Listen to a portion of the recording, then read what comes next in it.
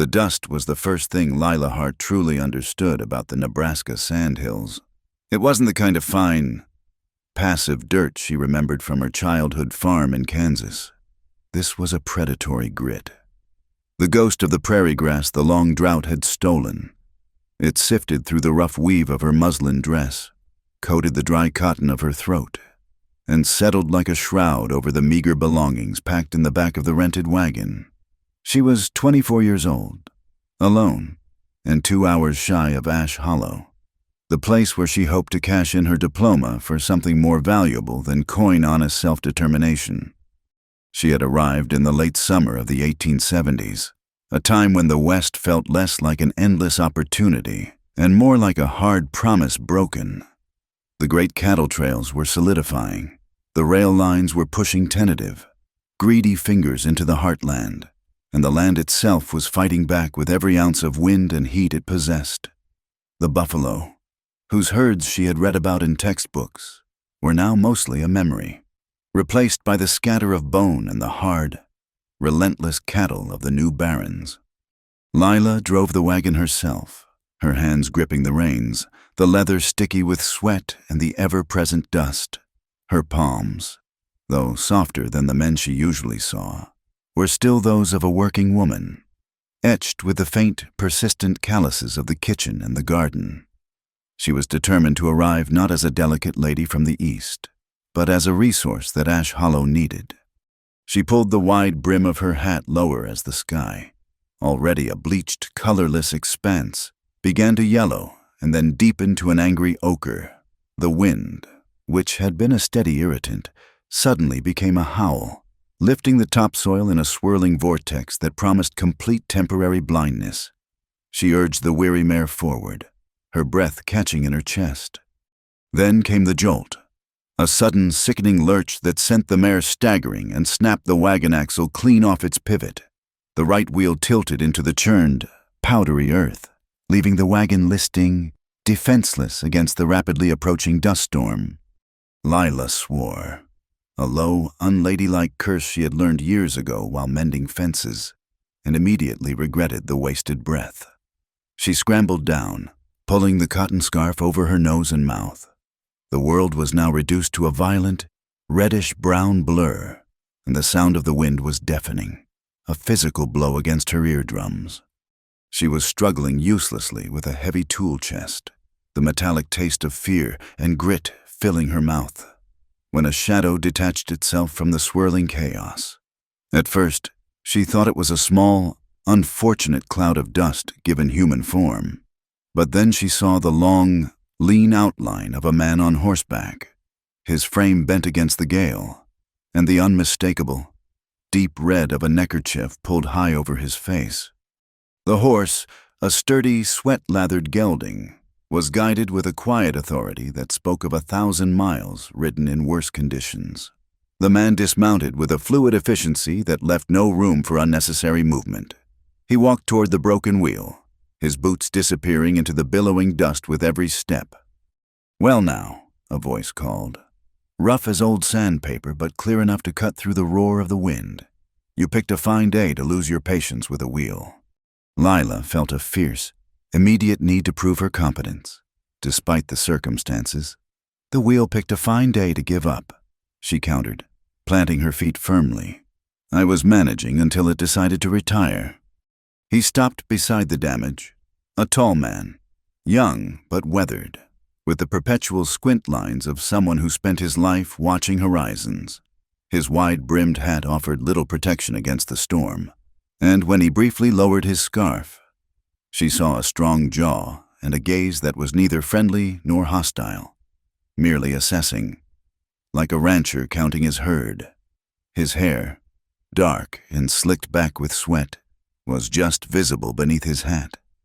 This was Noah Callahan, though most only knew him as Red. At 29, his body was a testament to years of hard physical work, lean, strong, and carrying the unique, indelible scent of horse sweat, dry leather, and honest dust. He had been a scout during the war, and now lived by the simple, ancient rhythm of the sandhills, herding the stray cattle of others and guiding newcomers across difficult terrain, a path he preferred to the complicated entanglements of townsfolk. His hands, even through the worn leather gloves he wore, were the first thing Lila noticed broad, the knuckles scarred, the surface deeply creased, calloused from rope, wood, and metal. They looked like tools, efficient and honest. Red surveyed the broken spoke and the bent axle cap. He knelt, impervious to the dust that plastered his denim trousers to his legs. "Axle's gone. You got a spare?" he asked. "In the chest, if I can wrestle it open," Lila said, stepping forward. He didn't wait. His calloused hand, stripped of the glove, settled briefly on the latch of the wooden chest. The wood was dry and brittle, but his movements were surprisingly delicate as he worked the lock free. Lila watched his hand, fascinated by the precise economy of his effort. It was the hand of a man who knew how much force was necessary and never wasted any more than that. "You're the new school teacher, aren't you?" Red asked as he pulled out the heavy spare axle. "I am, Lila Hart. And you, sir?" "Just Red, or Noah. Depends who's calling. I've heard you're replacing poor Mrs. Peterson. Died of the fever a month back. Took 2 children with her." He spoke with a quiet matter-of-factness that lacked judgment, merely stating the reality of life in the Sandhills. "Then I hope to prove a tougher replacement," Lila said. Red lifted the spare, an awkward, metal-heavy length, and squinted at her. The dust storm was beginning to ease slightly, dropping the visibility from 0 to merely terrible, like peering through a sheet of thick amber glass. He gave a wry, almost invisible smile. Ash Hollow is mostly used to teachers who faint when they see a cow. They say Mrs. Peterson took exception to the blacksmith's young boy bringing a lamb to class for show and tell. "A lamb is livestock, not an emergency," Lila stated dryly. "Now, do you charge by the hour or by the dust cloud?" Red chuckled, a dry, dusty sound that was immediately swallowed by the wind. He positioned the spare axle. Speaking as he worked the jack to lift the wagon, "I charge by the problem. Now, if you are planning to teach the children to argue with inanimate objects, that's going to be a steep fee." Lila tied her scarf tighter, her mind already working on the practicalities of the small town she was heading towards. "I teach them to argue with the people who tell them they can't have water, or land, or an education. That seems a more practical lesson out here." He paused, one hand resting on the smooth wood of the wagon bed.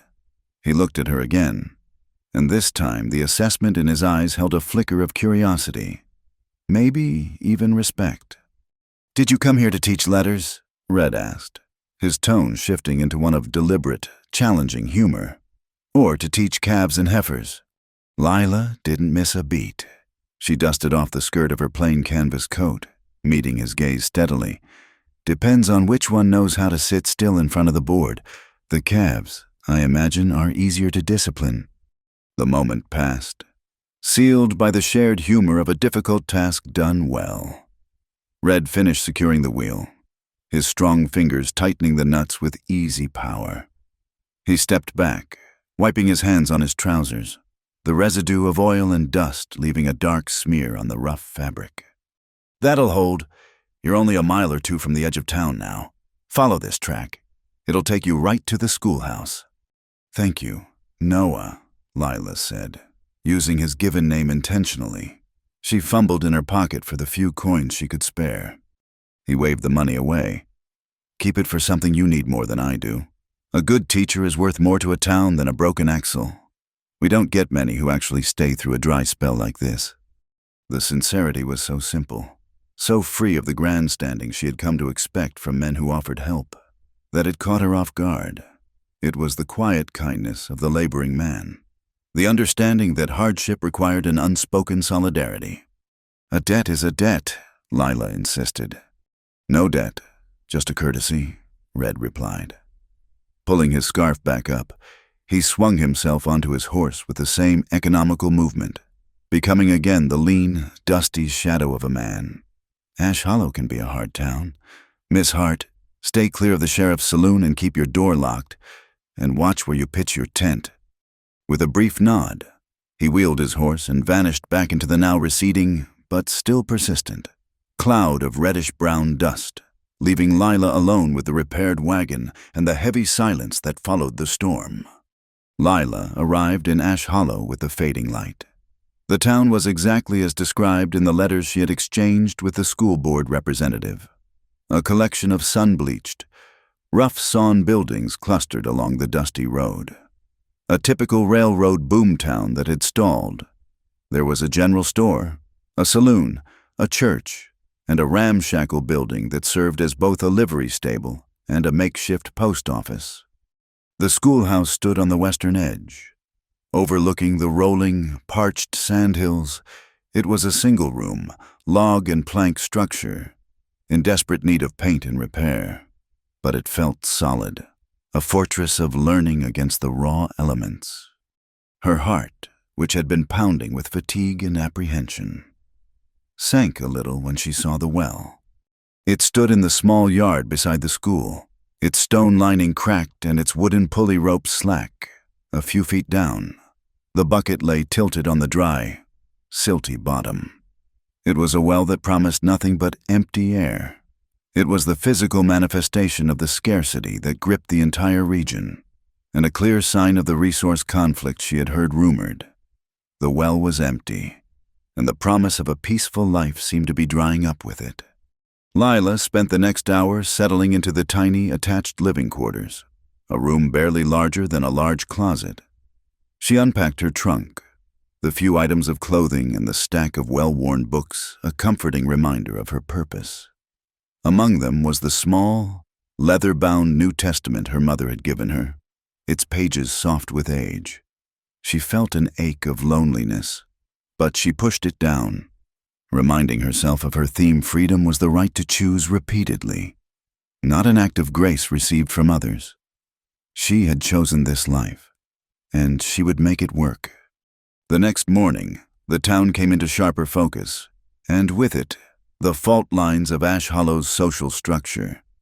The town was not truly governed by consensus, but by a quiet, forceful manipulation. The sheriff, a man named Tate, was a large, sloppy figure who wore his star like a threat. He was a creature of habit, spending his mornings presiding over the saloon, and his afternoons collecting fees that smelled strongly of extortion. He was the local law, and in the West, local law was often indistinguishable from local power. But the true power lay with Silas Mercer, the railroad representative. Mercer was a man of clean linen and manicured hands, an anomaly in Ash Hollow. He operated out of a temporary office in the general store, always talking about progress, civilization, and the inevitable expansion of commerce. His real aim, as whispered over the counter at the general store, was to secure all the key land holdings along the Willow Creek, the last reliable source of water, thereby forcing the independent farmers and ranchers to sell their properties for a fraction of their worth. Lila walked to the general store to buy basic supplies. She listened more than she spoke, observing the quick, furtive glances exchanged by the settlers whenever Mercer's name or the word survey was mentioned. She found the water situation at the schoolhouse worse than she expected. There was no water at all. The nearest well belonged to the church, 30 yards away. The preacher, a pale, nervous man named Reverend Thomas, eyed her warily when she asked permission to draw water. "Well, Miss Hart, the well is for the Lord's work. You understand," Reverend Thomas stammered, pulling at his collar. "And with the drought, every drop counts. But I suppose a few buckets for the children's needs? Just try not to disturb the service." The unspoken message was clear. Charity came with a heavy price tag of subservience. Lila refused to be beholden. She bought 2 large, used canvas water bags at the store, paid the asking price, and began walking the half-mile to the Willow Creek, the same creek Mercer was trying to seize. It was on her 3rd trip, her shoulders aching from the heavy, sloshing bags, that she saw Red again. He was riding slowly across the scrub, driving a small herd of dusty, long-horned cattle belonging to a distant rancher. He stopped, watching her effort without offering to take the bags, a gesture Lila appreciated. She didn't want the easy help of a stronger back. She wanted the respect of enduring the labor herself. "Quite a walk for water, Miss Hart," Red said, sitting easily in the saddle, the afternoon sun turning his reddish scarf almost luminous. "The school well is dry," Lila replied, resting the bags on the ground for a moment. "A good metaphor for the town's education budget, I'd say." Red dismounted, finally, and only to adjust a strap on his saddle. He glanced back towards the town, his gaze lingering briefly on the general store where Mercer's clean-framed office stood. "You know, Ash Hollow has its own way of teaching lessons," Red said, leaning against his horse. "It teaches you which promises are made of paper and which are carved in stone. That dry well is telling you that the folks who owned this land before you, the prairie men, they knew water was life. Now, the railroad men think paperwork is life. I've seen paperwork win out before," Lila admitted, her tone somber. "My family lost our farm in Kansas to a bad land title and a crooked banker. I learned then that education is the only fence a poor person can build that no one can legally tear down." Red seemed to weigh her words, his calloused hand stroking the neck of his gelding. "Hayes Callahan. My older brother used to say that. He was less interested in letters and more in explosives. But the sentiment was the same. The only thing they can't steal is what's in your head." Lila looked at him sharply. The mention of Hayes Callahan, the man rumored to be a railroad bandit, accused of robbing a shipment near the Wyoming border a year ago, was an unexpected confession. Red carried the shadow of his family, the stigma of a man who crossed the law, whether justly or not. "Is that why they call you Red after your brother?" she asked gently, aware of the sensitivity of the topic. "No, ma'am, my hair's a dark enough shade. But the name came from something else, something older." He didn't elaborate, letting the dust-filled silence stretch between them. "It's something you learn fast out here, Miss Hart. People will always judge you by the name you share, or the history they pin on you." "I'll try to judge you by the work you do," Lila responded. "And right now, you're not doing anything but leaning on that horse while I break my back." And Red pushed off the horse, a hint of genuine humor in his eyes now. "I was respecting your autonomy. Ma'am, you said you didn't want the easy help, but I can make this easier without taking the burden." He took the 2 canvas bags, and instead of carrying them, he deftly secured them to his saddle horn. "I'll walk this horse back to the schoolhouse with you. Saves your back. You still walk, so you're still earning your stripes." Lila smiled, the first genuine, unforced smile she'd worn since leaving the train station. "Fair enough, a deal based on equality of effort, a lesson I'll add to the curriculum." As they walked, Red moved with a grounded, silent rhythm, the reins held loosely in his practiced hand. Lila noticed the rough canvas of his shirt, the heavy leather chaps, and the way the sun accentuated the deep cracks on the backs of his hands, the signature of a life of sustained physical effort. They talked, but not about grand philosophical ideas. They talked about the sandhills, the way the antelope migrated, the stubbornness of the cottonwood trees, and the surprising tenacity of the prairie flower in a dry year. Red offered small pieces of practical knowledge: how to patch a roof with tar and pitch pine, how to tell if a storm was serious enough to be called a norther. Lila offered small observations of human nature: how a lie always shows up in the punctuation of a letter, and how the simplest folk often had the most complex syntax. When they reached the schoolhouse, Red carefully lowered the water bags. He took a brief moment to look at the dry well. "That well," he said quietly, shaking his head. "That tells the whole story of Ash Hollow. It's empty, and yet everyone still argues over who has the right to the air in it." Lila followed his gaze. "It is a symbol, I agree, a symbol of scarcity. But I plan to start teaching with a lesson on resourcefulness, not scarcity." "Good luck, teacher," Red said, replacing his gloves. "You'll need it. Some of the most stubborn minds out here belong to men over 40. "I'm looking forward to the challenge," Lila countered, reaching up to adjust the rope of the bucket, though she knew it was useless without water. "One last thing, Miss Hart," Red said, turning to leave. "Be aware of Silas Mercer. He doesn't like education getting in the way of his deals. He's already bought up half the land titles on paper. He's just waiting for the drought to break the other half's will." "And Sheriff Tate?" "Tate is Mercer's hammer. All loud noise and no brain. Avoid them both. You came here for freedom. Miss Hart, don't let them turn it into an act of resistance you didn't choose." He rode off, leaving Lila with the full canvas water bags and a clearer map of the social terrain. Her freedom, she realized, wouldn't just be about teaching. It would be about defending the very ground the school stood on. The first week of school was a study in patience and rough charm. Lila had a class of 14 children, ranging in age from 6 to 16, all smelling faintly of wood smoke, horses, and the ubiquitous dust. They were bright, hungry for knowledge, and as restless as wild colts. She quickly established her rules: no fighting, no cheating, and every child must bring one piece of news from the outside world, no matter how small. The dry well remained a daily, tangible annoyance, forcing her to make the long walk to the creek. The air in Ash Hollow grew heavier, not just with heat, but with tension. The settlers were independent, proud men and women, but years of drought and the relentless pressure from Mercer had worn their nerves thin. The general store, usually a place of gossip and community exchange, became the center of unease.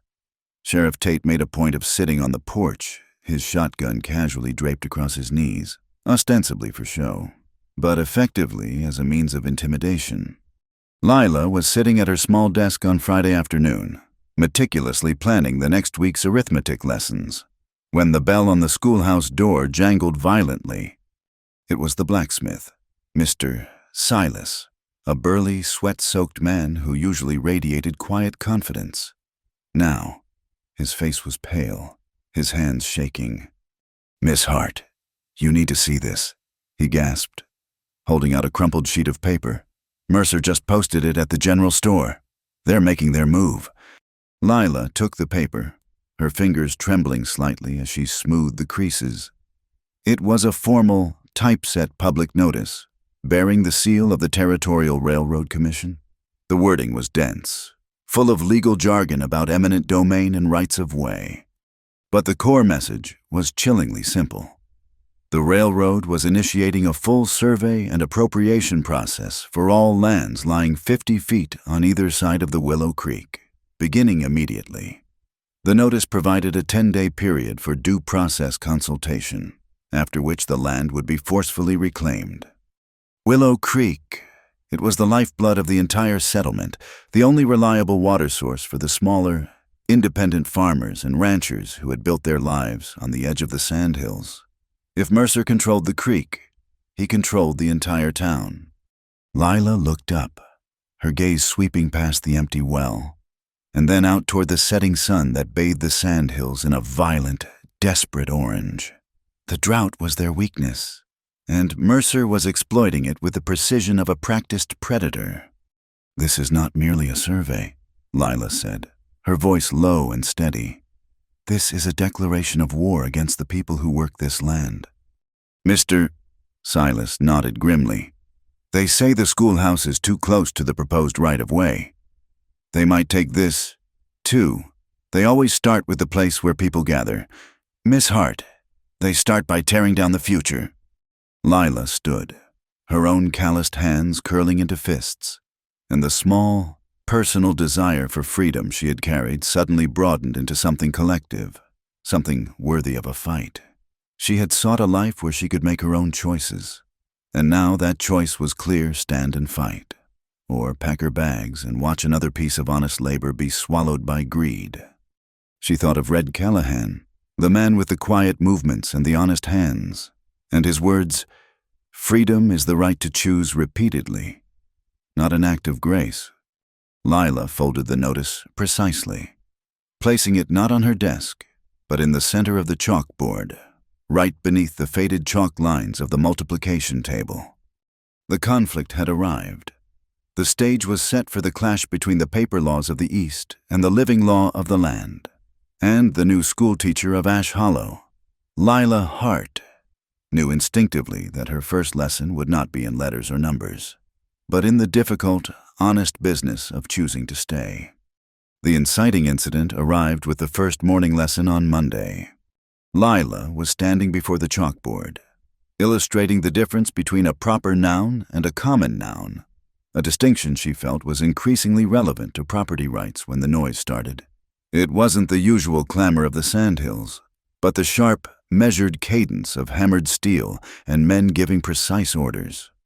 She paused, watching the children's faces, their eyes wide and flicking toward the window. They knew that sound. It was the sound of the world outside trying to press in. A moment later, two figures in vests and clean trousers stepped directly into the schoolyard. They were the railroad survey men, and they were followed by a trio of Sheriff Tate's dusty, armed deputies. The leader carried a heavy wooden stake, its tip dipped bright scarlet, like fresh blood. The sound of the mallet driving the stake into the earth was sickeningly loud. It landed not 5 feet from the empty schoolhouse well, directly in the path where the children usually played marbles during recess. Silas Mercer himself stepped out of the shadow of the general store, looking remarkably cool and composed in the morning heat. He wore a crisp white shirt, a silk cravat, and the self-satisfied smile of a man who believed the world was an equation he had already solved. "Good morning, children," Mercer called out, his voice smooth and unnervingly practiced. "Just conducting necessary business for the sake of progress. Nothing to worry about. Miss Hart, I trust you've received the official notice." Lila walked to the doorway, placing herself squarely in the frame, her hands dusted with chalk, her expression steady. "I have, Mr. Mercer, and I also trust you've noted that this stake is planted on the legal boundary of the Ash Hollow Consolidated School District, a boundary that, I assure you, predates your temporary office by several years." Mercer laughed, a sound that didn't reach his eyes. "My dear teacher, such fire! But the laws of the territory are very clear. The expansion of commerce, particularly federally chartered rail lines, supersedes local claims. This land is now earmarked for the right-of-way. I suggest you begin packing up these dilapidated materials. We'll need the site clear by the end of the 10-day consultation period." Consultation with whom Lila challenged. The empty well, the cottonwood trees, or the families who depend on the Willow Creek, which this rail line aims to strangle. Mercer's face hardened, the smooth facade cracking slightly. "You are obstructing a mandated survey. Miss Hart, I warn you, the railroad will not tolerate agitation." He signaled the survey man, who immediately began driving a second red stake, this one closer to the small garden patch Lila had started for the children to learn about native flora. That stake was the trigger. Lila didn't think, she acted. The memory of her family's farm lost to the stroke of a pen fueled her legs. She strode over the dirt, pulled the handkerchief from her pocket, and used the toe of her boot to loosen the dirt around the second stake. She yanked it free, the wood splintering slightly in her grip, and threw it into the tall prairie grass. "This school stays. The water is for the people," she declared. Mercer's composure vanished. "Tate, get this woman away from here." Sheriff Tate's deputy, a bulky man with a perpetually dull expression, moved quickly. He grabbed Lila by the arm, his grip rough and completely non-negotiable, and started hauling her, dragging her off the small, claimed patch of school grounds toward the main road. The force of the movement caused her to stumble, and her beloved blackboard, a cheap slate resting against the wall, fell over with a loud, tragic crash, splitting neatly down the center. The children, silent until that moment, let out a collective gasp of fear and indignation. Lila was pulled roughly toward Mercer, her anger a blinding, focused heat. She was ready to spit out every legal term she had memorized when, just like the day of the dust storm, a shape intervened.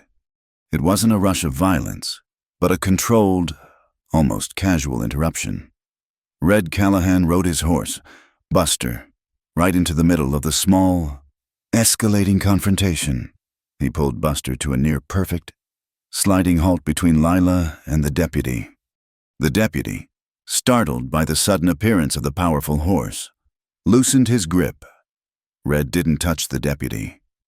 He simply dismounted, slowly, deliberately, his movements radiating quiet power, and stepped close to Lila. "Easy now, deputy," Red drawled, his voice low but carrying authority. "She's only a schoolteacher. We don't want to break the law by abusing a civilian in front of impressionable minds, do we?"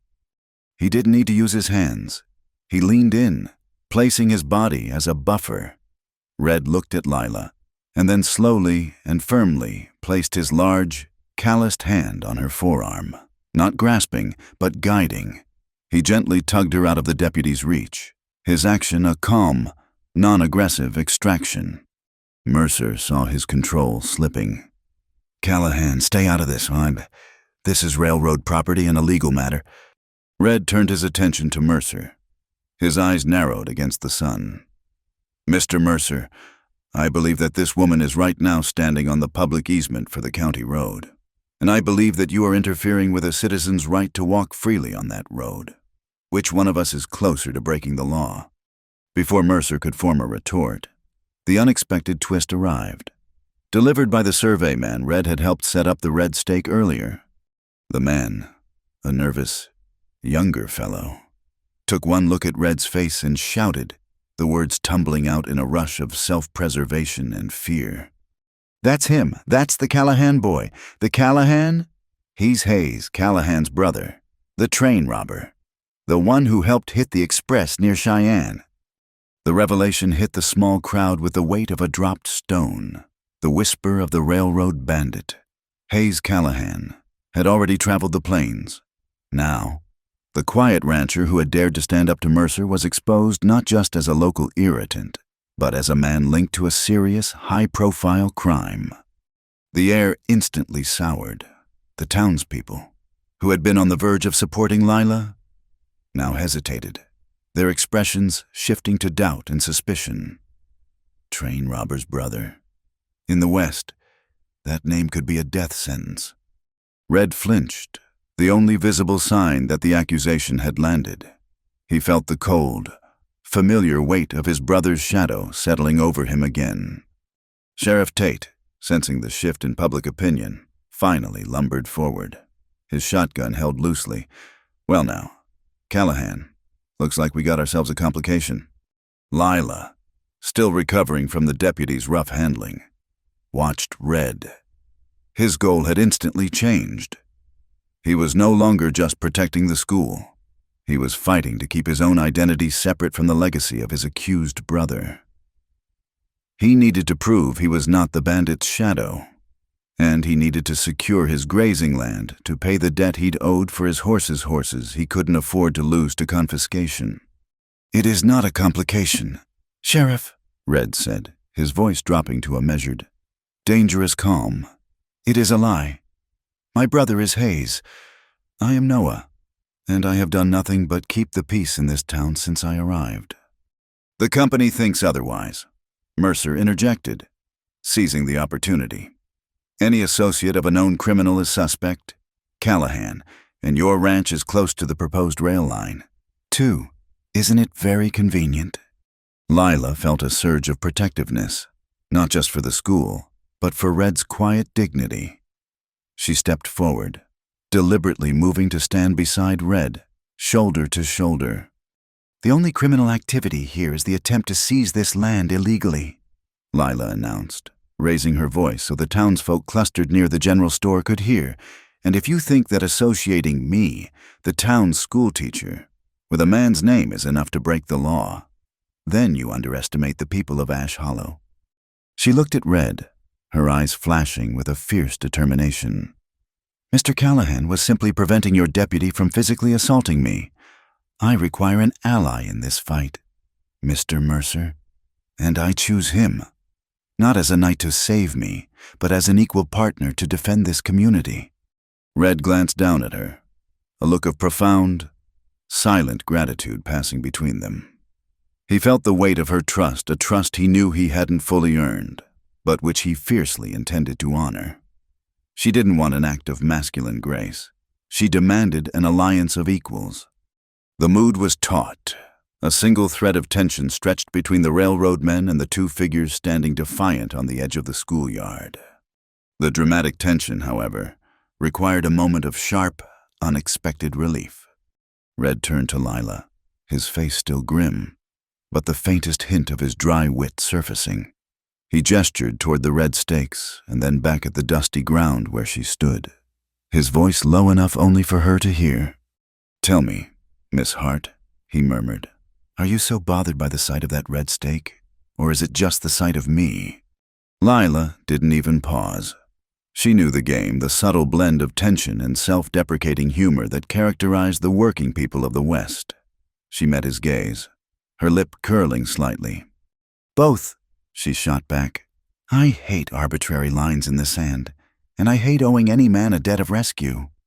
"Well, you owe me a thank you for keeping my horse from trampling your students," Red retorted. "And you owe me an explanation for why I now have to worry about your brother's reputation every time I try to get water," she countered, then sighed. The fight going out of her for a moment. "Thank you, Noah." Sheriff Tate, impatient with the wordplay, stepped in. "Enough, Callahan. You've been warned about associating with agitators, and now we have an explicit accusation. I can't have potential train robbers lurking around Ash Hollow. For the preservation of order and the protection of the railroad assets, I'm taking your gun." Red didn't argue. He knew that any resistance would be justification for immediate violence. He reached slowly, deliberately, for the heavy pistol holstered at his hip. The gun was old, its wood grip worn smooth by decades of use, a tool of his trade. He drew it and held it out, but first to Tate. "You're confiscating my property, Sheriff. I expect a receipt," Red stated calmly, his eyes never leaving Tate's. Tate laughed, a harsh, humorless sound. "You get what you get, Callahan. You're under surveillance. Stay out of trouble, stay away from Mercer, and keep your brother's name quiet. Consider this a gesture of good faith." He pocketed the weapon and signaled his deputies. "Let's go. This whole affair is over. Mercer, your men can finish the job." The men began driving the remaining red stakes, their hammers resounding with a final, chilling punctuation. The red stakes, the symbol of coerced boundary, were now firmly entrenched in the schoolyard. Red turned to Lila. The loss of his firearm an undeniable blow to his sense of security and his ability to work freely on the range. "I apologize, Miss Hart," he said, the apology deep and sincere. "I didn't intend to bring the law down on your doorstep, or my family's past." Lila looked at the splintered chalkboard on the ground, the knowledge she had hoped to impart now lying broken. It was a clear symbol of the threat to education and community. "The chalkboard is broken, but the words haven't been erased," Lila said, her voice strained. She felt the heavy obligation to thank him, but also the need to maintain her independent stance. "I owe you a debt of gratitude for stepping between me and that deputy, a real one. But understand this, Noah, my fight is for this school and the water. I don't want your charity, and I don't need your protection. I need an equal partner, and I will keep my distance until I know you are truly fighting for the U.S. in this town, and not just trying to outrun the shadow of your brother." She kept her promise, physically maintaining a few feet of distance, her body language signaling trust in his character but reservation about his history. She believed in his fundamental decency, but she would not simply hand over her safety and her goal to another man. She would trust, but she would not surrender control. Red nodded, understanding her clear, self-defined boundary. It was an honesty he respected more than an easy declaration of love or reliance.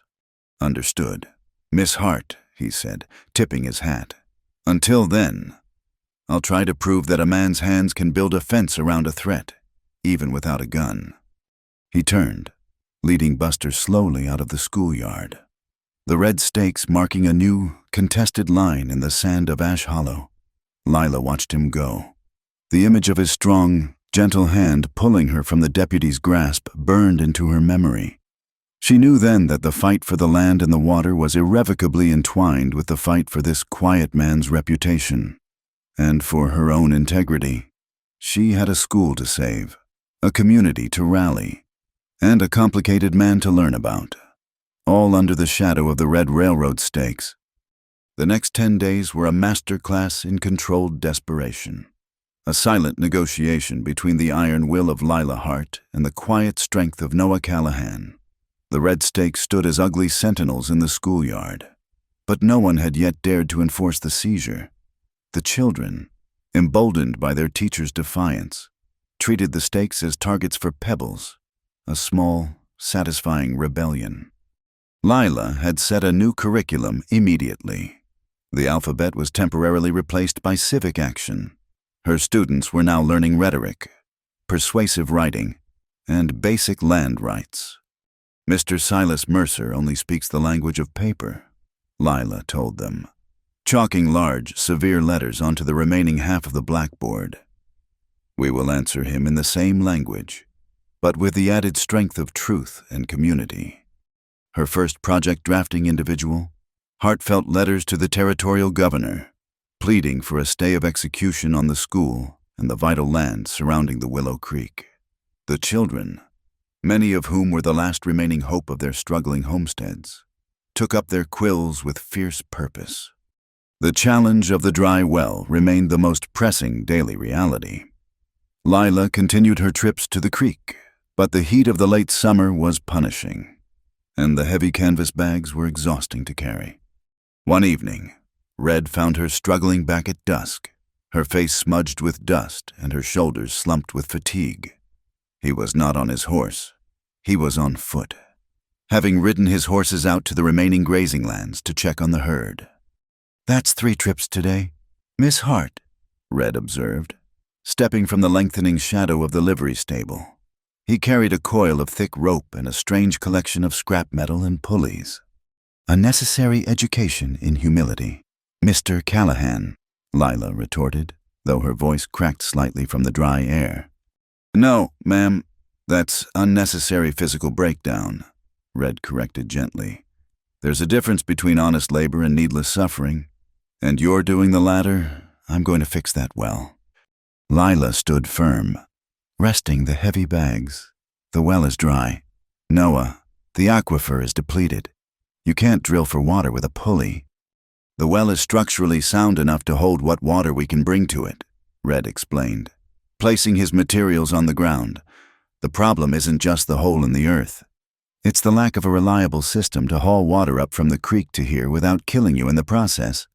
I'm setting up a basic transfer system, a block and tackle rig, some metal channeling, and 2 empty whiskey barrels I found." He wasn't offering to carry the water for her. He was offering to fix the process. It was an act of collaboration, respecting her need for independence while addressing the physical barrier. Lila watched him, her suspicion melting slightly in the face of his focused, practical efficiency. "You're engineering a plumbing system for a schoolhouse. I thought you were a cowhand and a guide." Red chuckled, a low, earthy sound. He was already at the edge of the creek trail, hammering one of the metal scraps into the root of an old sagebrush. "I was a scout for the Union Army. Miss Hart, you learn to move water, fix things, and keep people alive with whatever is at hand. That's what a cowhand really is, a handyman with a horse." They worked side by side for the next 2 days, their shared purpose building a sturdy, quiet rhythm between them. Red handled the heavy wood and metal, his large, calloused hands demonstrating a surprising dexterity as he rigged the pulleys and secured the rope. Lila, lighter and more precise, mixed the mortar to seal the cracks in the well's stone lining and helped hoist the empty barrels into position.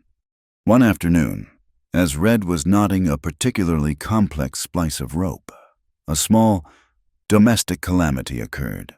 A herd of 5 goats, belonging to the town's elderly, slightly eccentric laundress, decided the open schoolhouse door was an invitation. They bounded inside, drawn by the faint scent of the dried corn kernels Lila used for counting exercises. Lila threw her hands up, shouting. The goats, panicked, started butting the furniture. One large billy goat successfully knocked over the inkwell, spilling a dark blue puddle across her lesson plans. Another started chewing the corner of the map of the United States. Red, who had been focused intently on his rope, dropped his work, threw back his head, and let out a genuine, booming laugh, the first one Lila had ever heard from him. "I told you the calves were easier to discipline," he gasped, wiping a tear from his eye as he expertly dodged a lunging goat. Lila pointed at the largest offender. "That one, Noah. He's eating the Dakota territory." Red moved with the speed and precision of a man who dealt with unruly animals every day. He didn't chase or yell, he simply positioned himself, using his body in a well-aimed sweep of the rope to gently but firmly herd the goats back out the door. In the aftermath, as Lila surveyed the damage, she saw Red leaning against the doorframe, his cheek smeared with blue ink where the goat had brushed past him. He had also managed to get a long, ugly streak of the sticky, dark ink across the back of his right hand. Lila, still shaky from the chaos, suppressed a giggle. Mr. Callahan, a former scout, a man who knows how to navigate the toughest terrain, and you are defeated by a common schoolhouse quill. Red held up his inky hand, turning it over to examine the stain on his calloused skin. "It appears, Miss Hart, that the pen is mightier than the sword, and also considerably harder to scrub off. A scout can avoid a bullet, but he can't outrun a stain. I've faced down mountain lions less aggressive than that school supply."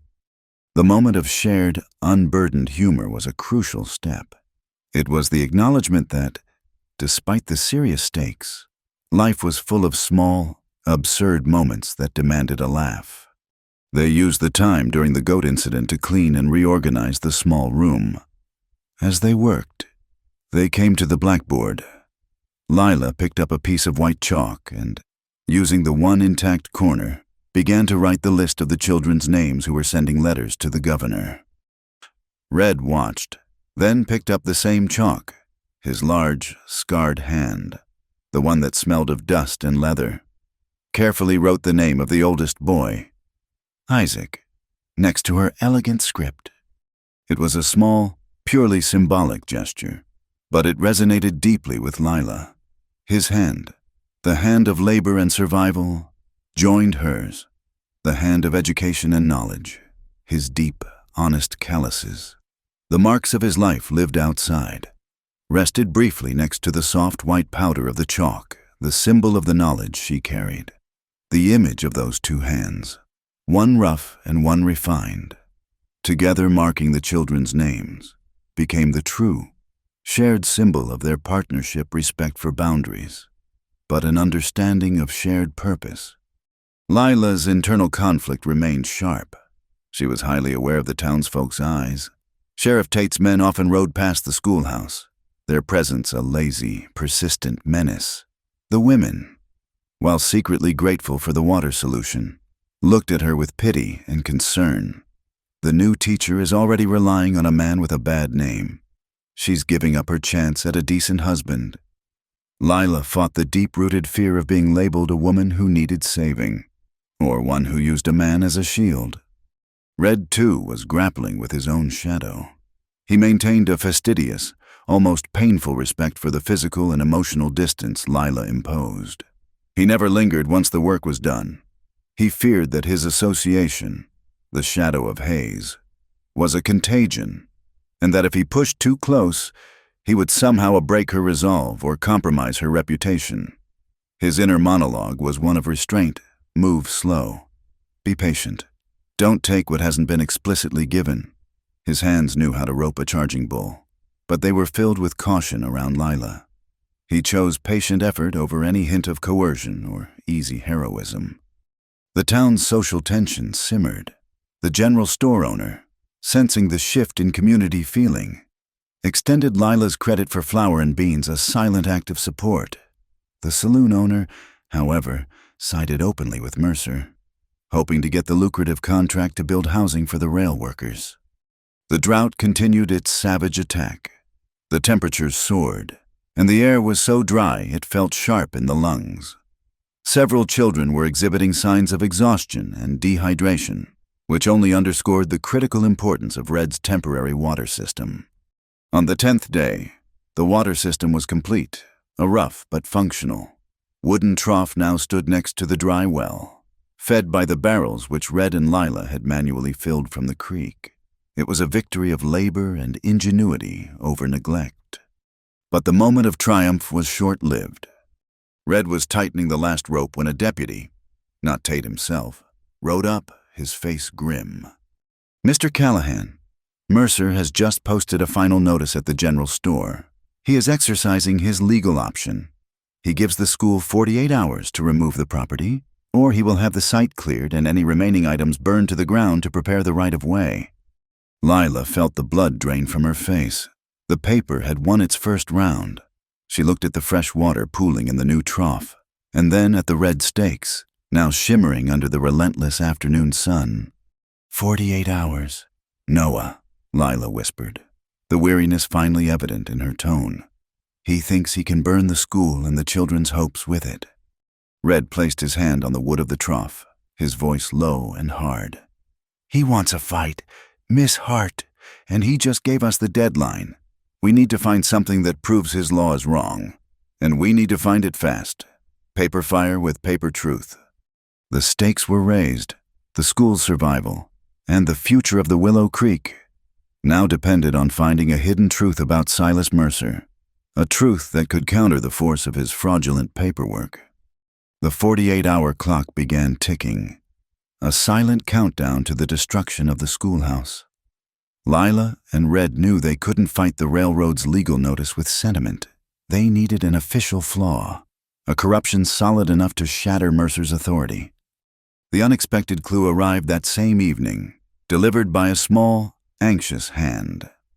10-year-old Jimmy Finch, son of the town's part-time printer and the most diligent student, waited until the other children had been sent home. He stood awkwardly by the water trough, kicking dust with the toe of his worn boot. "Miss Hart," he whispered, pulling a scrap of paper from his pocket. It was greasy, crumpled, and smelled faintly of printer's ink and sweat. "I found this when I was sweeping up the shop. Pa said it's a disbursement receipt. It's dated back to last year, right before that train thing happened." Lila took the paper, her heart hammering a slow, heavy rhythm against her ribs. She smoothed the wrinkles. The print faint but legible. The receipt wasn't from the railroad. It was from Silas Mercer's personal ledger. It detailed a large, unexplained payment made 10 days before the reported train robbery near Cheyenne, Wyoming. The payment was coded simply as Logistical Support Northern Frontier. The crucial detail was the recipient Hayes Callahan's crew, the same crew that Mercer, through the Territorial Commission, had publicly accused of the crime. Hayes wasn't a rail robber. "Miss Hart," Jimmy said, his voice trembling slightly. "Pa said Mercer's men came by and pressured Pa to print a bunch of fake bills of lading. Pa refused. He said Mercer was trying to frame someone, and Pa thinks this receipt is the payment for setting the whole thing up." Lila felt a sudden, cold certainty. Mercer hadn't just reported the crime, he had orchestrated it. He used Hayes's outlaw reputation as a perfect scapegoat to create a diversion, allowing him to seize land and resources quietly under the guise of stabilizing the territory. And Red, Hayes's brother, was the convenient aftershock, the man whose reputation Mercer could exploit to silence local opposition. Lila showed the receipt to Red an hour later at the deserted schoolhouse. He studied the document, his calloused hands handling the fragile paper with reverence. The shadows under his eyes deepened as he absorbed the true weight of his family's pain. "Mercer didn't just frame Hayes," Red said, his voice flat, devoid of emotion but radiating a dangerous intensity. "He hired him for a legitimate job, logistical transport, something I know Hayes did often. Then, when the job was done, Mercer's real crew hit the train. And he used this legitimate payment as proof that Hayes was on the payroll for the robbery. It ties Hayes to the place and the date, but not the crime. Hayes never stole a dime he didn't earn with a gun. He wouldn't have taken a legitimate job only to rob the same train. The implications were devastatingly clear. Hayes was a victim of a corporate frame-up, and Red had spent the past year living under the oppressive shame of a calculated lie. "We have the man," Lila stated, pointing at Mercer's clean, precise signature on the receipt. "Now we need the proof that connects this receipt to the crime. We need a witness who saw Mercer's men near the creek during that time." Red's jaw tightened. He looked away, toward the setting sun. Lila saw the internal conflict raging in him, the urge to revert to the old ways, to settle the score man to man, gun to gun, fueled by righteous fury.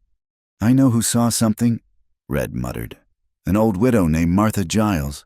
She lives out by the Little Sandy Wash. Hayes stopped at her place a day or two before the alleged robbery. She runs a small hay and feed operation. She would have sold hay to anyone passing through." "We go to her immediately," Lila decided. Red turned to her, his eyes blazing with a dangerous heat. "No, I go to her. You stay here. If this proves true, I'm taking this receipt and I'm going straight to Mercer. This is my fight now, Lila, my brother's name." Lila stepped close, placing her own hand over the receipt, covering Mercer's signature, the small, worn Bible her mother had given her, containing the carefully folded, old letter warning her never to accept a favor disguised as love, felt like an amulet in her pocket. It was the constant, silent force driving her to demand equality, not charity. "Your brother's name is tied to this town's water now. Noah, if you go to Mercer, you go as a vigilante. He'll shoot you and call it self-defense, and the receipt will be lost. That is a quick, desperate satisfaction. We need justice, and justice is a public, deliberate act, not a stray bullet." Her eyes held his, steady and unyielding. The law of paper can only be broken by the truth on paper, witnessed by people. If you use your hands for violence, you lose the right to use them for building. Don't trade justice for vengeance. The force of her moral argument was more powerful than any physical restraint. Red took a deep, shuddering breath, the impulse toward violence slowly receding under the weight of her clear conviction. "Kong li kong pai dan lak. Justice is not a stray bullet," he murmured, translating her sentiment into the simple, direct language of the plains. He conceded, pulling his hat low. "All right, Miss Hart. We go together. You're the one who knows how to talk to a witness. But we ride out at first light." Their journey to Martha Giles's remote homestead was a brief, necessary interlude that tested their practical partnership. The tension of the impending confrontation was high, so Red deliberately sought a small moment of levity to ease Lila's nerves. They stopped at a bend in the creek, now surprisingly full thanks to a rare, short-lived but intense midnight thunderstorm that had swept through the sandhills. The water flowed freely, a cool, life-affirming sound that foreshadowed the critical importance of the Willow Creek. Red tied Buster to a post and pulled 2 empty tin cans and an old hunting rifle from his saddlebag. "We need to practice," he said simply. "Practice what?" Lila asked, watching him set the cans precariously on a fence post 50 yards away. "Shooting. If Tate's men are watching, they might try to ambush us. You need to know how to hold this thing. At least." Lila, having grown up on a poor farm, wasn't afraid of firearms, but her experience was limited to a heavy, temperamental scattergun. She took the rifle, heavier and longer than she expected, and rested the butt awkwardly against her shoulder. Red stood close behind her, his large hands guiding her grip on the stock, his voice an intimate, low instruction in her ear. "Easy on the breathing. Squeeze. Don't yank. The target is the can, not the whole post." Lila squinted down the barrel, the metal hot under the morning sun. She focused, imagining Mercer's smug face on the tin can. She squeezed the trigger. The shot went wide, kicking up a spray of dirt 20 feet to the left of the post. Red laughed, a warm, genuine burst of sound. Well, you definitely missed the can, but you'd have scared the wits out of whatever was standing over there. Lila lowered the gun. Her cheeks flushed with the embarrassment of failure and the thrill of the gunpowder's kick. "I told you before, Mr. Callahan," she said, handing him the gun. "I shoot better at letters. I can destroy a common noun at 100 yards, but tin cans move too fast." Red reloaded the rifle, his movements precise and controlled. He raised the rifle, sighted for less than a second, and fired. The first can exploded backward with a loud, satisfying thwack. He fired again, and the second can sailed into the air, spinning into the creek. "It helps to shoot with a clear target," Red said, placing the rifle back on the saddle. "Just remember how that felt, knowing you have the power to protect yourself. Now, let's go find Mrs. Giles." The small, shared moment of practice had its intended effect, releasing a knot of fear and allowing a brief flash of easy, natural camaraderie between them. The distance Lila had insisted upon was shrinking, not through romance, but through the discipline of shared risk. Martha Giles's farm was quiet and desolate. The old woman, a stoic pioneer who had survived 2 hard winters alone, was instantly suspicious. She let them into her small cabin, which smelled strongly of dried herbs and old coffee. Red approached her with deep respect, speaking of Hayes not as a bandit, but as a boy who had once helped her mend a fence. "We're here about the rail company, Martha," Red explained, placing the grease-stained receipt on her worn table. "Did Silas Mercer or any of his men buy feed from you the week before the Cheyenne robbery?" Mrs. Giles's eyes, roomy with age, widened slightly as she saw Mercer's signature. She pointed a shaky finger at the receipt. That fancy-dressed man came here," she whispered. "He bought 20 bales of my best hay, said it was for a large transport heading north, and he paid me in cash, but made me sign a paper saying I sold it to Hayes Callahan's crew." She moved to a wooden chest, pulling out a bundle of old papers. She found a separate, thin sheet of paper, an itemized list. "I always keep a private ledger. Hayes came later. He bought 10 bales of hay for his horses. Same time the railroad men were here, but I know which was which. Mercer's men were driving a new light wagon, hauling supplies. Not just horses. They were carrying something long, wrapped in canvas, and their horses were fresh, not worn out like Hayes's crews." The truth solidified. Mercer had used Hayes's legitimate payment as a cover, making the widow sign a false receipt to implicate Hayes. Lila looked at Red. His fists were clenched, his knuckles white. The fury was back, stronger than before, fueled by this confirmation of his brother's innocence and Mercer's deliberate malice. "This is it," Red breathed, his voice rough. "She confirms the setup. Mercer is a liar and a thief. We take this back to town, and I'm making him confess." He made a sharp movement toward the door, intending to ride back and confront Mercer directly. Lila moved faster. She blocked the doorway, her small frame surprisingly unyielding. "No, Noah," she commanded, her voice firm. "You touch him, and you become the criminal. You confirm every rumor Tate has spread about you. You will lose your land and your freedom, and the entire community will lose its water. He wants you to go into the darkness. We will expose him in the light." Lila gently reached into her pocket, her fingers finding the reassuring softness of the old letter tucked into her Bible. "Don't let yourself be reduced to a tool of another's vengeance." The letter seemed to whisper. She looked at Red, her eyes pleading with him not to choose the path of violence. "I need you whole. Noah, I need you to stand as a witness of truth. You are the shield, not the sword. Promise me you won't resort to violence. Not for me, not for Hayes, but for the law that we are trying to build here." Red looked at her, then down at his hands, the weapons and the tools. He saw the genuine fear in her eyes, a fear not for her safety, but for his soul. He gave a sharp, reluctant nod. "I swear it. Lila," he said, his voice husky. I will not drag you, or this town's fight, into a gutter brawl. I will be the shield, nothing more. He felt the profound moral milestone being set. His identity would be defined by his restraint and his effort, not his rage. But the day was far from over. As they rode back, a sudden, heavy rain began to fall, an unseasonal downpour that quickly swelled the Willow Creek. The creek, previously a trickle, was now a rushing, life-giving stream. It was nature's own sign of support, a beautiful, temporary blessing. The rare rain, however, had flushed out the rats. As they reached the outskirts of Ash Hollow, Lila saw the deputies, not riding casually, but actively searching the areas around the creek, their faces masked against the sudden downpour. They were hunting for Mrs. Giles's farm.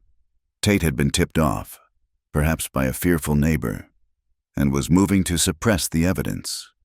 Lila and Red ducked into a small, overgrown thicket, watching the deputies pass. "They're looking for the widow's cabin," Red whispered. "Tate is panicking. He knows we have something." "We need to get this receipt and the widow's ledger to someone safe," Lila urged. "The church. Maybe—" "No. Tate has the preacher on his payroll. The schoolhouse. It's the last place they think we'd go now that it's under threat of burning." They made a dash for the school, but as they approached the small yard, they saw 2 more deputies emerging from behind the outhouse. A short chase ensued. Red, without his rifle, moved to draw the attention of the men while Lila ducked into the schoolhouse to secure the papers. She shoved the receipt and the ledger deep into her old register, the leather-bound book where she kept the children's scores and attendance. One deputy tackled the door just as Lila turned from the desk. He shoved her hard, sending her stumbling against the pot-belly stove. The force of the impact was sickening. A sharp pain shot through her left shoulder and collarbone. She cried out, more in surprise than pain, and stumbled backward. The deputy, seeing the scattered papers, went for the desk. Red, hearing her cry, shouted an oath and burst through the window, shards of glass flying, drawing the deputy's attention. The men, momentarily distracted by Red's reckless entry, abandoned Lila. But the damage was done. Lila clutched her left arm, her simple cotton dress torn at the shoulder, revealing a dark, quickly expanding patch of blood seeping from a deep graze on her shoulder blade. She had saved the ledger, but at a painful cost. Red engaged the deputies, not fighting, but holding them off with sheer physical presence and maneuvering them toward the door. The sound of a horse approaching, likely Tate himself, signaled they had to leave immediately. "Lila! The creek!" now Red shouted, pulling her toward the back door. The rain had stopped, and the air was fresh and cool. Lila, dizzy with pain, let Red guide her toward the newly rushing waters of the Willow Creek. The wound was deep, and the pain was a promise of the difficult scene to follow, an intimate moment of care and consent forced by the raw, violent confrontation in the schoolyard. The time for boundaries was over. The time for healing had begun. The flight from the schoolhouse had been chaotic. Red, wounded and disarmed, had managed to divert the deputies, allowing Lila to escape with the heavy ledger containing the damning receipt. The rain-soaked earth made tracking difficult, and they managed to reach the temporary safety of the Willow Creek Bend just as the first sliver of dawn painted the eastern sky. Lila was in pain. A dull, throbbing ache radiating from her shoulder where the deputy's shove had driven her against the old stove. The cotton of her dress was stiff with dried blood, and her movements were stiff and labored. Red, meanwhile, had found a shallow, secluded cove where the creek widened and pooled. He was utterly silent, his movements still controlled, but his face etched with worry. He had carried her most of the way, acutely aware of the weight of responsibility now resting upon his restricted movements. He had vowed to be a shield, and he felt the failure of that promise in the sight of her torn, bleeding shoulder. "We need to clean this before it festers," Red said, his voice low and professional. like a field medic.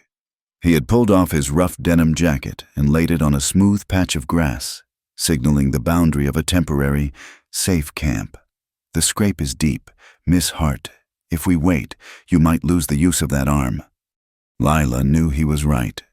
The cold water of the creek, even running clean after the rain, was no substitute for true treatment, but it was all they had. She clutched the precious ledger to her chest with her good arm. The papers inside the book now safe, but the physical reality of her wound demanding immediate attention. "I understand. Noah," she whispered, her voice tight with pain and a fresh wave of humiliation. She was usually so self-sufficient. To be wounded, dependent, and exposed was deeply unsettling. Red immediately moved away, turning his back and walking a few yards up the creek bank, facing the dark curtain of the scrub brush. He spoke over his shoulder, his voice loud enough to be heard, but with a deliberate flatness to give her privacy. "I'll stand watch. There are wild onions growing here. I'll make a poultice. You need to remove that dress and clean the wound with the running water. Do not try to clean it with the dirty cloth." Lila nodded, grateful for the clear instructions and the complete, non-judgmental turning away. She knew he wasn't peeking. Red Callahan was a man who respected boundaries more fiercely than most respectable church elders. She slowly began to pull the blood-soaked dress over her head. Beneath it, she wore a simple, unadorned white linen chemise, the kind of garment worn for modesty and ease beneath rough outer layers. The morning light, filtering through the humid air of the post-rain dawn, caught the fabric, making her figure a pale silhouette against the shadowed creek. She walked carefully to the edge of the creek. Kneeling down, the water was surprisingly cold, rushing over the smooth stones. She used her right hand to wet the linen of the chemise, applying the damp fabric to the torn skin on her shoulder. The cut stung viciously, and a small, involuntary whimper of pain escaped her lips. She bit down hard on her lower lip to suppress a full sob. Red, who had been listening intently to the sounds of the creek and the silence of the surrounding plains, heard the small, strangled noise of her distress. He waited a moment, then spoke, his voice measured and deliberate, his back still facing her. "Lila." I'm fine," she managed, but her voice broke on the last word, dissolving into a ragged catch of breath. He knew she was not fine. He listened to the shuddering sound of her trying to control her pain. He moved, slowly, cautiously, taking one step toward the creek, then another, until he was close enough to hear the soft rushing of the water and her uneven breathing, but still not close enough to see her clearly through the brush. "Lila." "I'm coming over there," Red announced, his voice a low, steady rumble of concern. "I hear you. I'm only going to clean and bind the tear on your shoulder. I'm not looking at anything else, but you can't clean that properly yourself." He paused, waiting for her explicit command, her consent. Lila was sitting at the edge of the water, her body curled inward against the pain. She had pulled the linen chemise up, trying to expose the wound, but the movement only made it bleed more. She knew she couldn't do it alone. She was a woman who cherished her privacy, her integrity, and her independence more than anything, but she knew she had to rely on his honesty now. She swallowed hard, pulling the damp linen fabric across her chest for a meager covering. She took a deep breath, steeling herself. "All right, Noah," she whispered, the word carrying the full weight of her trust. "Come, but slowly, please." Red stepped out of the brush. He carried a small, clean square of muslin he had torn from his own shirt tail and a handful of crushed onion and sage he had scavenged. He kept his eyes lowered, focused entirely on the ground between his feet, the running water, and the materials in his hands. He did not look at her face, or her body. He looked only at the wounded, torn flesh. He found the virgin bathing in the creek, her shyness melted beneath his calloused touch. It was a quiet moment of profound, simple truth. Lila, in her linen chemise, was exposed not sexually, but in her vulnerability and innocence of love. untouched by the kind of intimacy that required absolute trust. Her shyness, the deep-rooted reluctance to rely on any man, dissolved not because of passion but because of the sheer, focused sincerity and respect emanating from him. Red knelt beside her, his movements slow and careful. He placed the materials down and dipped the muslin into the cool water. His hand, the large, scarred hand of the cowhand, was utterly steady. He gently dabbed the cloth at the angry gash near her collarbone, clearing away the dried blood and grit. "It's a nasty tear, but shallow enough," Red murmured, his voice professional, focused on the task. "It needs to be closed, but I can't do that here. Just clean. This will hurt. Lila." "Do it," she said, closing her eyes, bracing herself. As he began to clean the wound more firmly, her entire body tensed, and a small, choked sound escaped her throat. His large hand, the one that had held the reins and the gun, now rested, incredibly light, on her uninjured side for stability, a purely protective gesture. "Does it hurt?" Red asked softly, his eyes focused on the wound, never once straying toward her exposed chest or face. Lila opened her eyes, meeting his brief, concerned gaze for a second. The world seemed to narrow down to the rushing sound of the water and the gentle pressure of his hands. "Yes," she admitted, her voice trembling, "but I trust your touch more than the pain." The simple, unadorned declaration of trust resonated more deeply than any declaration of love. It was the core of their entire relationship, a belief in the gentle capability of his rough hands and the fierce integrity of his hidden heart. Red applied the poultice, the crushed sage immediately soothing the heat of the wound, and then carefully began to bind it with the clean cloth. As he worked, he spoke only of the wound, the weather, and the plan for the day, keeping the conversation firmly anchored in the mundane and the necessary. He was tying the final knot when Lila's body gave a visible, sharp shiver. The combination of cold water, pain, and emotional exhaustion overcoming her.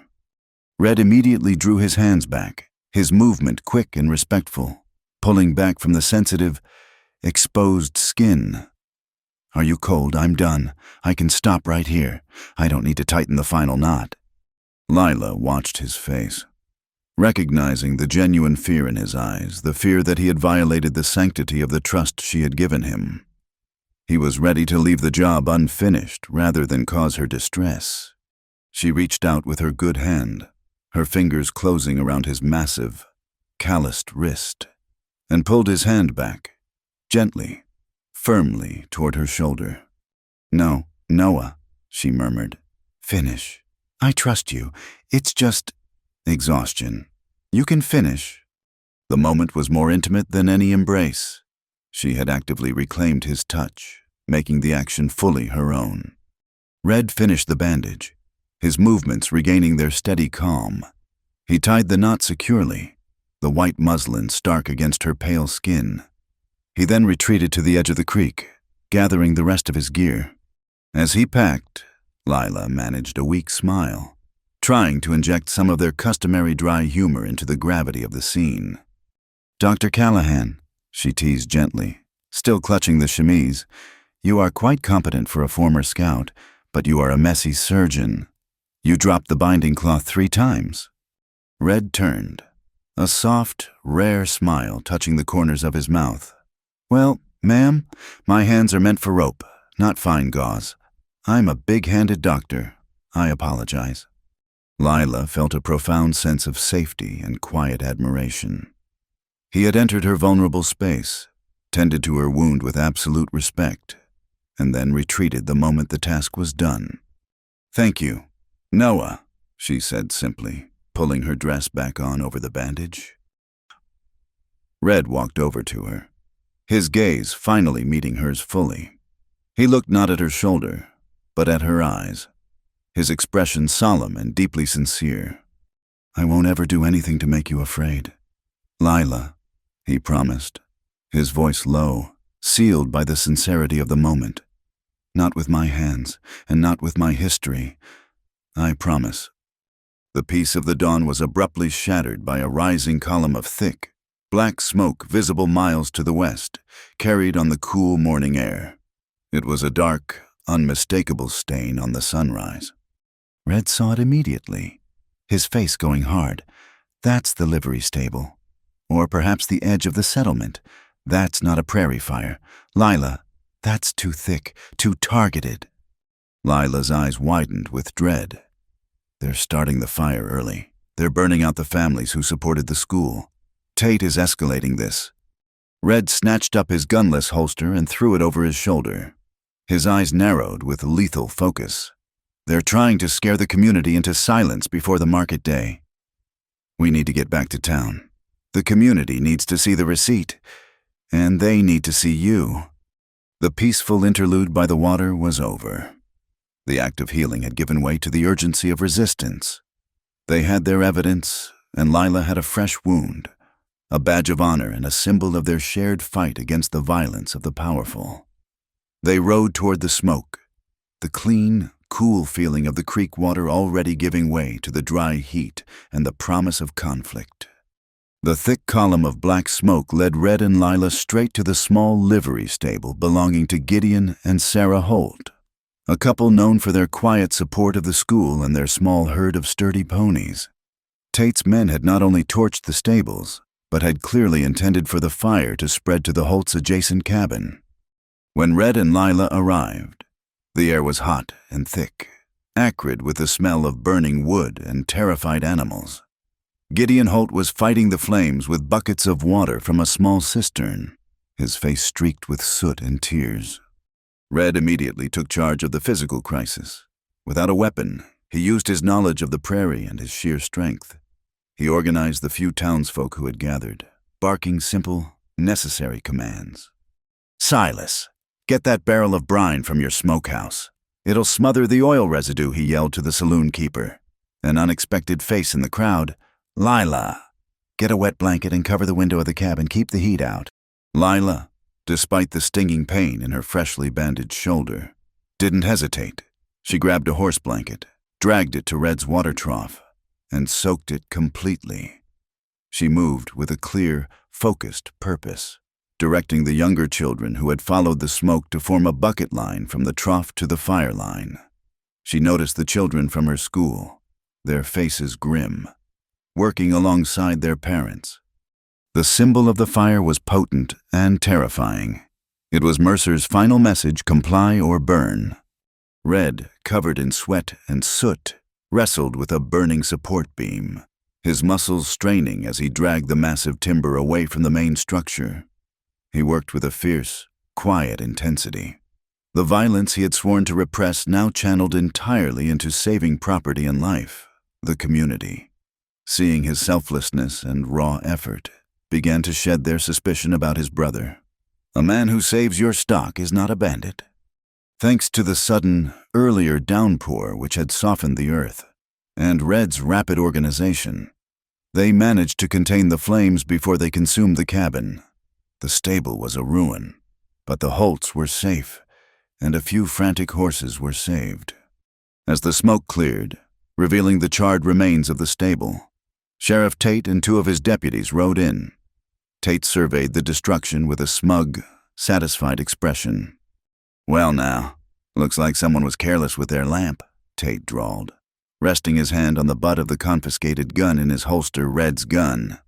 "A real shame, but folks need to learn not to obstruct the law. This area needs to be cleared for the railway." This was not an accident. "Sheriff," Lila said, stepping forward, her face still streaked with soot, her bandaged shoulder clearly visible beneath the torn cotton dress. It was arson, intimidation, and an act of violence against peaceful citizens. Tate ignored her, his eyes fixed on Red, who was standing beside a pile of smoldering hay, his chest heaving with exertion.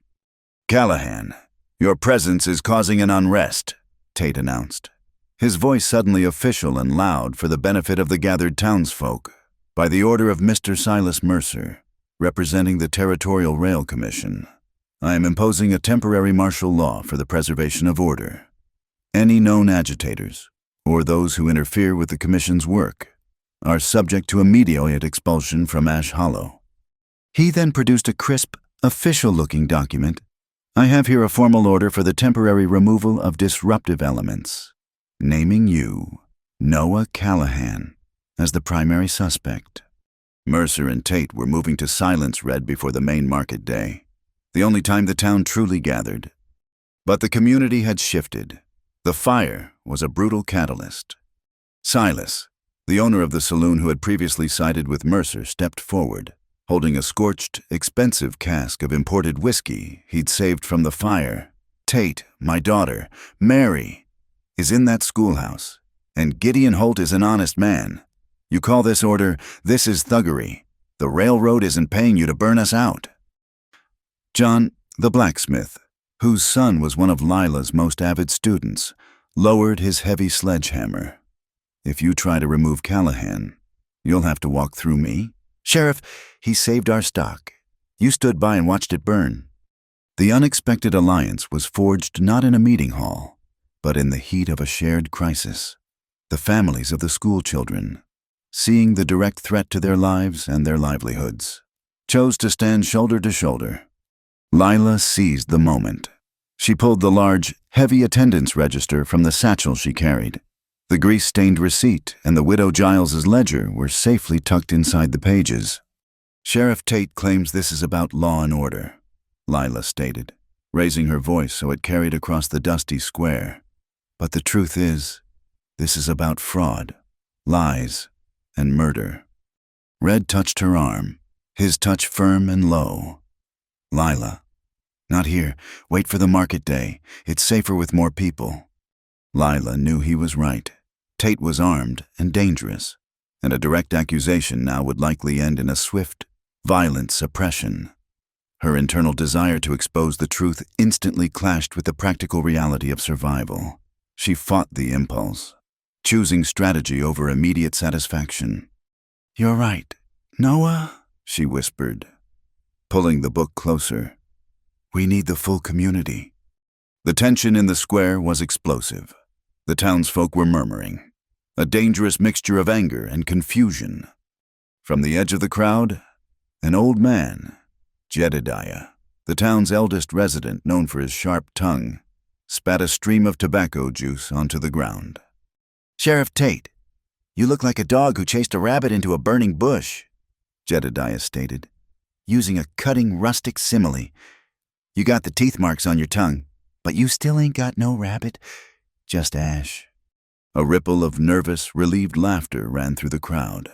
The spontaneous, earthy humor was a release valve, allowing the residents to voice their defiance without openly challenging the armed lawmen. Tate, however, was not amused. He saw the defiance and the growing consensus. He looked at Red, the man who had effortlessly earned the town's trust where Tate had only earned its fear. Callahan, you are stirring up this town, Tate growled. I'm taking you in for incitement and disturbing the peace. You're spending the night in the jail. Red, disarmed and outnumbered, knew this was a necessary sacrifice. He looked at Lila, his eyes communicating the plan. He needed to be out of the way for tonight so she could make the final preparations. All right, Sheriff, Red said, holding up his empty, soot-blackened hands. Let's go. But I warn you, the good people of Ash Hollow are starting to realize that the difference between law and thievery is very thin. Tate's men roughly handcuffed Red and led him away, locking him in the small, flimsy jail cell near the livery. The townsfolk, now fully solidified in their alliance, watched in grim silence.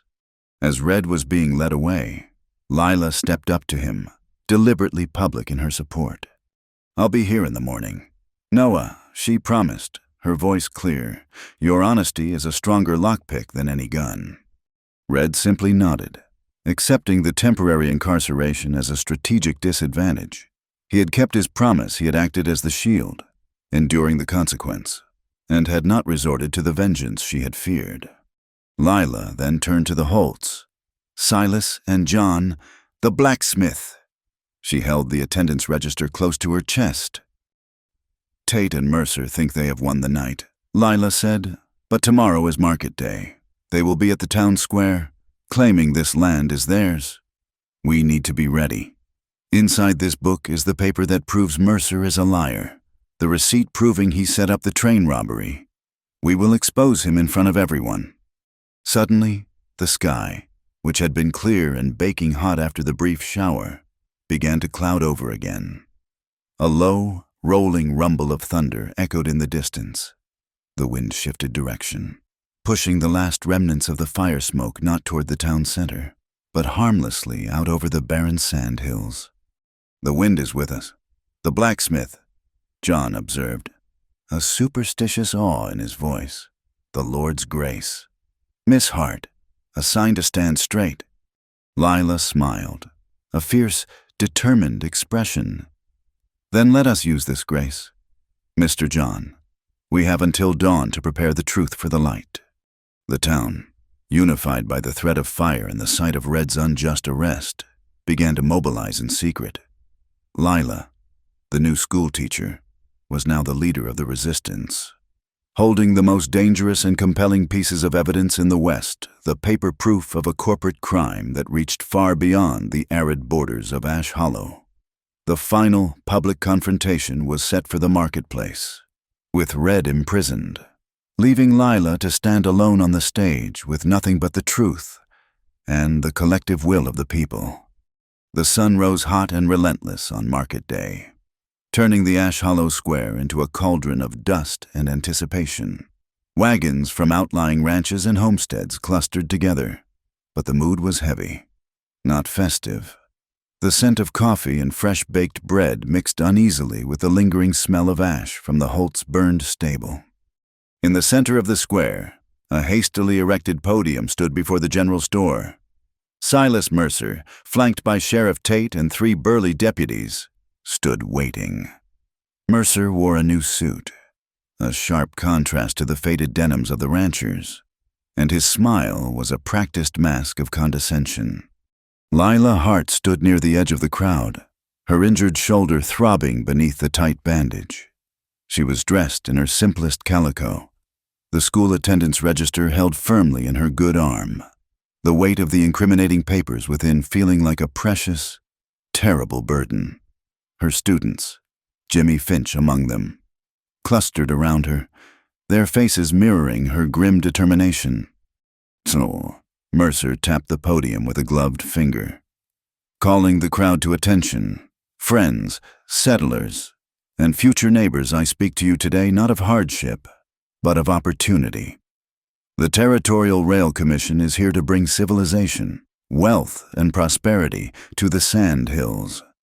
But civilization requires order.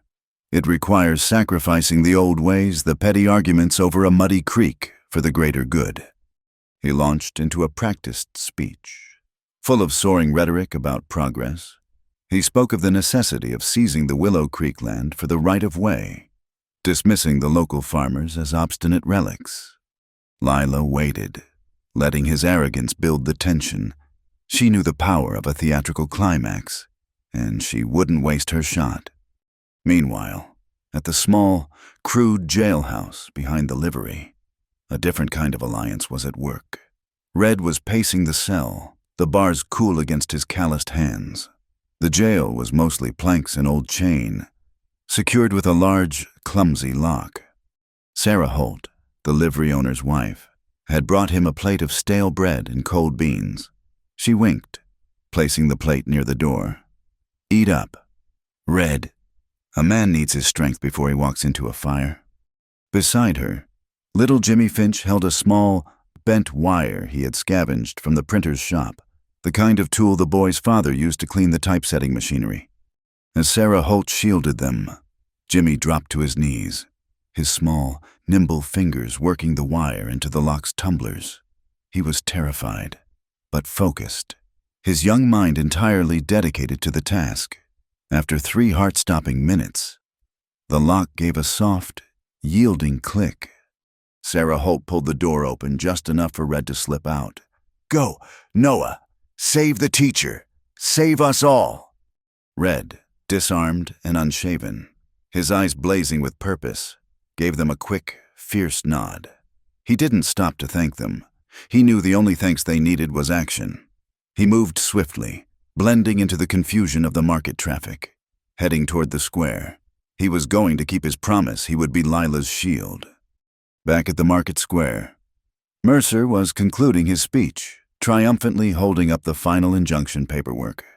"And finally," Mercer declared, his voice ringing with victory, "we must deal with the elements of disorder, people like the agitator Noah Callahan, a man connected by blood and deed to the notorious train robber Hayes Callahan, and people like this misguided schoolteacher, Lila Hart, who has encouraged rebellion instead of reason. They are obstacles to progress." That was Lila's cue. She walked forward, stepping onto the rickety wooden podium with a firm, deliberate pace. Her entrance caused a ripple of confusion in the crowd. Tate and Mercer looked furious. "Get her off the stage," Tate snarled, lunging forward. Lila spoke, her voice clear and strong, cutting through Mercer's bluster. "Before you remove me, Mr. Mercer, listen to the truth that your company tried to silence." She opened the register, pulling out the fragile, grease-stained receipt and the Widow Giles's signed ledger entry. "This is a disbursement receipt from Silas Mercer's personal account," Lila announced, holding the paper high so the sun hit Mercer's neat signature. "Dated 10 days before the reported train robbery near Cheyenne. It is a payment to Hayes Callahan's crew, not for robbery, but for logistical support."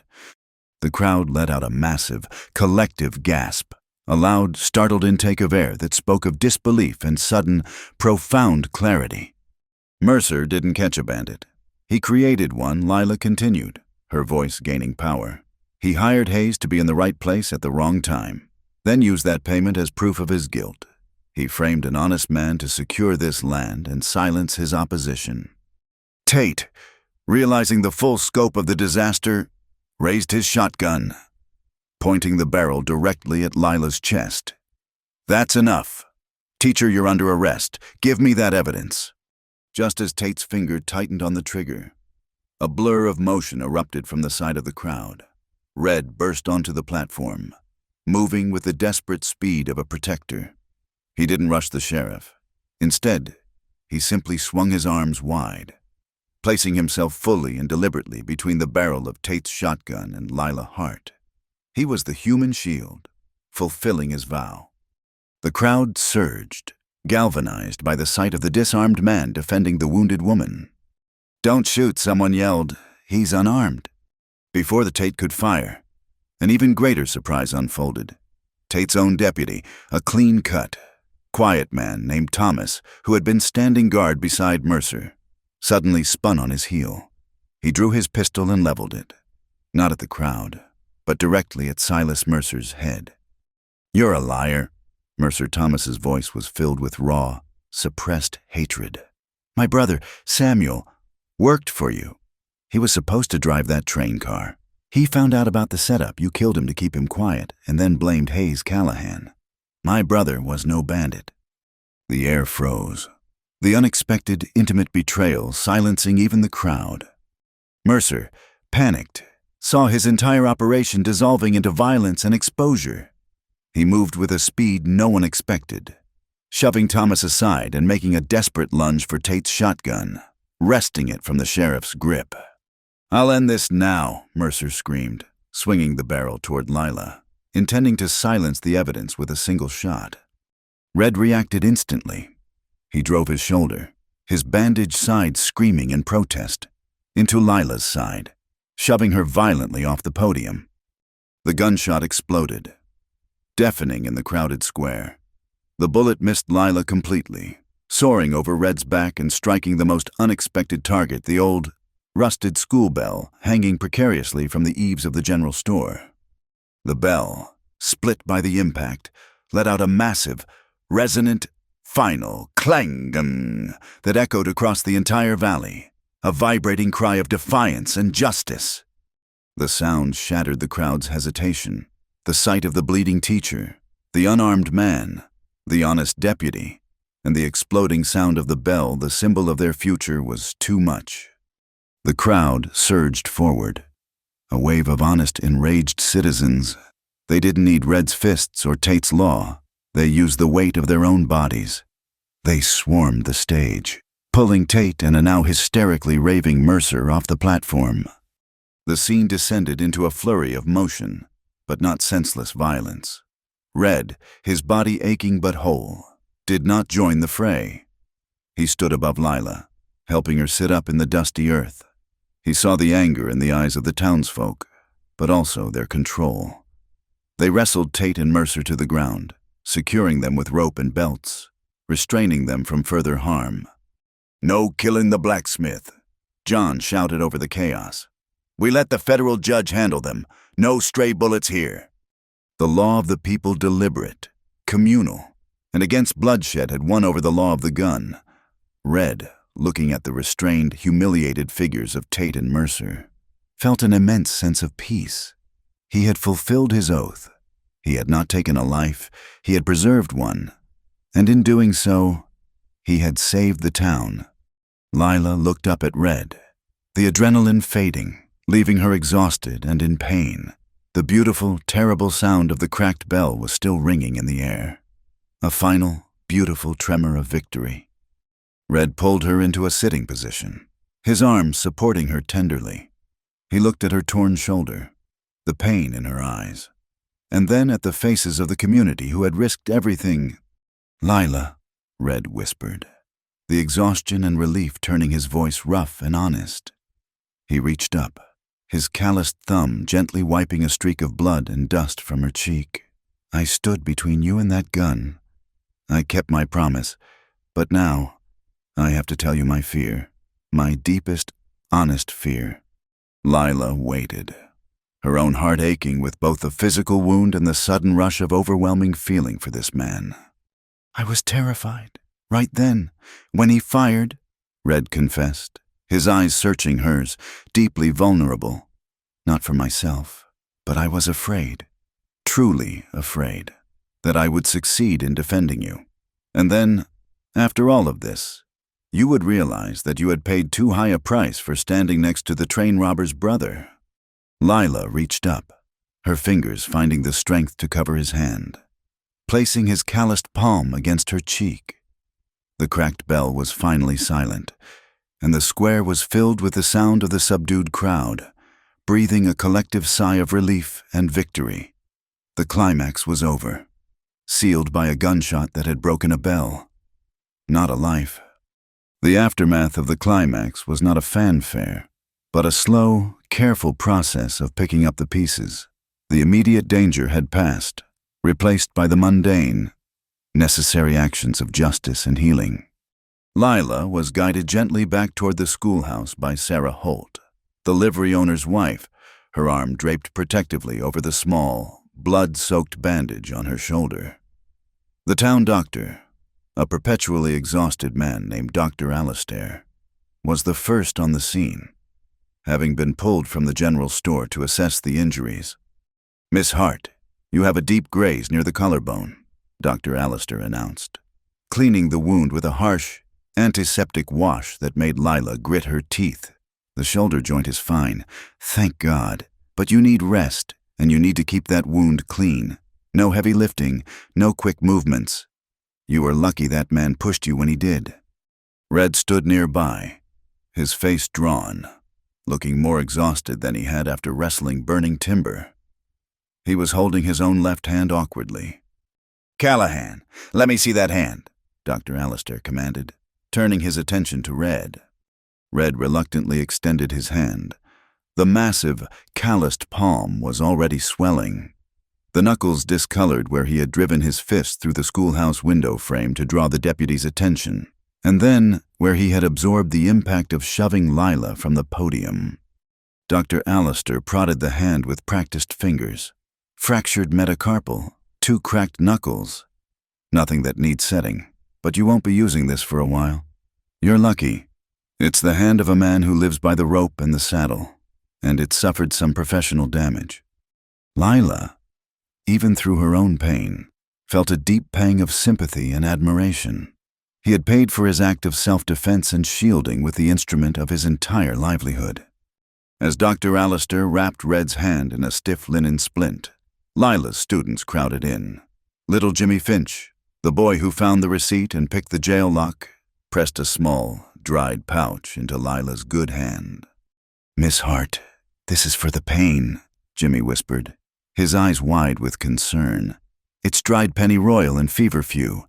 My grandmother always says it's good for cuts and bruises. You keep it." The simple, honest gift from the children, their own form of pioneer medicine, was the most profound comfort she received. It was a tangible sign that her efforts were seen and cherished. Lila immediately used a pinch of the herbs to steep in the hot water Sarah Holt had brought, applying a cooling pad to Red's throbbing hand. The town quickly transitioned from chaos to controlled order. The county judge, Judge Silas Abernathy, arrived an hour after the incident, riding in from the nearest territorial seat. He was a man of stern, impartial demeanor. He listened to Lila's account, examining the disbursement receipt and the widow Giles's signed ledger. He interviewed Deputy Thomas, the man who had turned on Mercer, and heard the testimony of the blacksmith and the saloon owner. The outcome was definitive. Tate and Mercer were formally charged with fraud, coercion, arson, and criminal conspiracy. They were placed under guard and set to be transported for trial in the capital. The land surrounding Willow Creek, including the schoolhouse property, was placed under a temporary judicial injunction, a stay of execution, pending a full review of the fraudulent land claims. The railroad's plot to strangle the town's water supply was temporarily thwarted. Lila felt a rush of clean, pure relief. The community was safe, the water protected, and the school stood.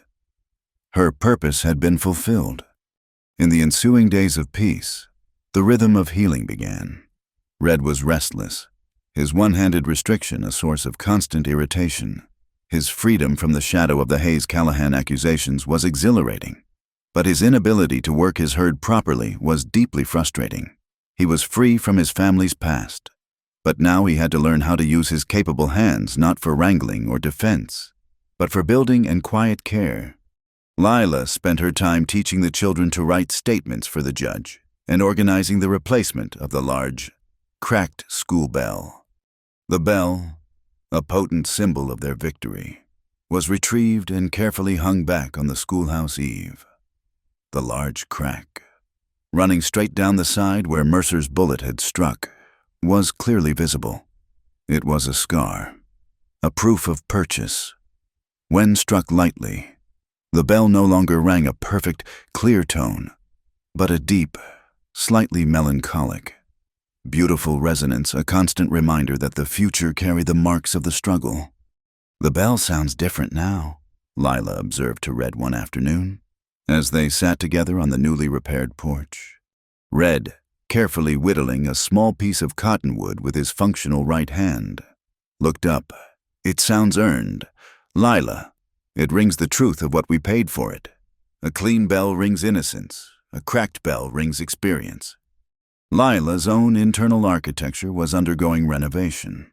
The quiet intimacy of the creek, where Red had tended to her with absolute respect and control, had crystallized her feelings. She had already recognized his moral strength. Now, she recognized the deep, quiet attraction. The trust forged on the creek bank had permanently shaped her emotional landscape. Yet, she was firm in her internal boundary. She would not accept a proposal driven by gratitude, necessity, or the relief of surviving a crisis. She had fought too hard for her professional identity and her self-sufficiency to lose it now to an obligation. One afternoon, as the early autumn winds began to blow, carrying the first flocks of migrating geese southward, Lila found Red wrestling with a stubborn fence post near the temporary water trough. He was struggling, his broken hand useless. Lila walked up and quietly took the sledgehammer from his right hand. "You can't do that. Noah, your hand needs to heal." "I can't sit still. Lila, I can't herd. I can't mend. All my life, I've been defined by what these hands can do," he said, looking at the splint with unconcealed frustration. "Now they're just ornaments." Lila gently held the sledgehammer, positioning it perfectly over the post. She lifted it, not with the brute force of a man, but with the steady, controlled leverage of a practiced worker, and drove the post into the earth with 2 clean, forceful blows. She handed the hammer back, handle first, to his good hand. "They're not ornaments, Noah. They are instruments of peace and building now. You need to learn how to direct, not just do. Your strength is now in your mind, not your muscle. That's why I came here to teach. And you, Mr. Callahan, are officially my new student." Red stared at the perfectly sunk post, then at her, a look of profound respect softening his features. "I have my own fear to confess," Lila said, sitting beside him on the porch steps. "I love this school. I love my work, and I see a future with you, Noah. But I am terrified that if we marry, I will become a rancher's wife, and I will have to give up my career. I fought too hard for this title. Teacher, to surrender it to Mrs. Callahan." Red nodded slowly, understanding the depth of her apprehension. It was a practical, pioneer woman's fear the loss of identity and agency once the wedding vows were exchanged. "I saw how you looked when that deputy pushed you, Lila," Red confessed. "Not the fear of pain, but the outrage of losing control. I will never ask you to trade your freedom for me. We don't marry to narrow our lives. We marry to expand them. Your school is your purpose, and I will be the one who builds the biggest, safest fence around it. So you never have to worry about losing it again. My life is on the range. Yours is in the classroom. We connect at the creek." His honest declaration was the final piece of their intellectual and emotional puzzle. It was a commitment to partnership, not possession. "So you're saying you'd marry me, the school teacher, and allow her to continue teaching, even if it means you have to listen to a full report on the history of the transitive verb every night," Lila teased, her eyes shining with unshed emotion. "I'll listen to every verb, as long as the only verb you ever use for me is choose," Red responded, a rare, handsome grin spreading across his face. He paused, then took her good hand, his thumb gently tracing the scars on her palm.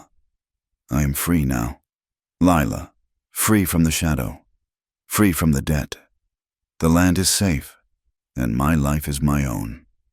I want to spend that life with you, building something solid. I want to ask you to marry me, the right way, the way you want it, with permission, and with absolute certainty that it is your choice, not your obligation." He leaned in, his voice dropping to a conspiratorial whisper. "I have an idea for a special day, a day that means something to the whole town.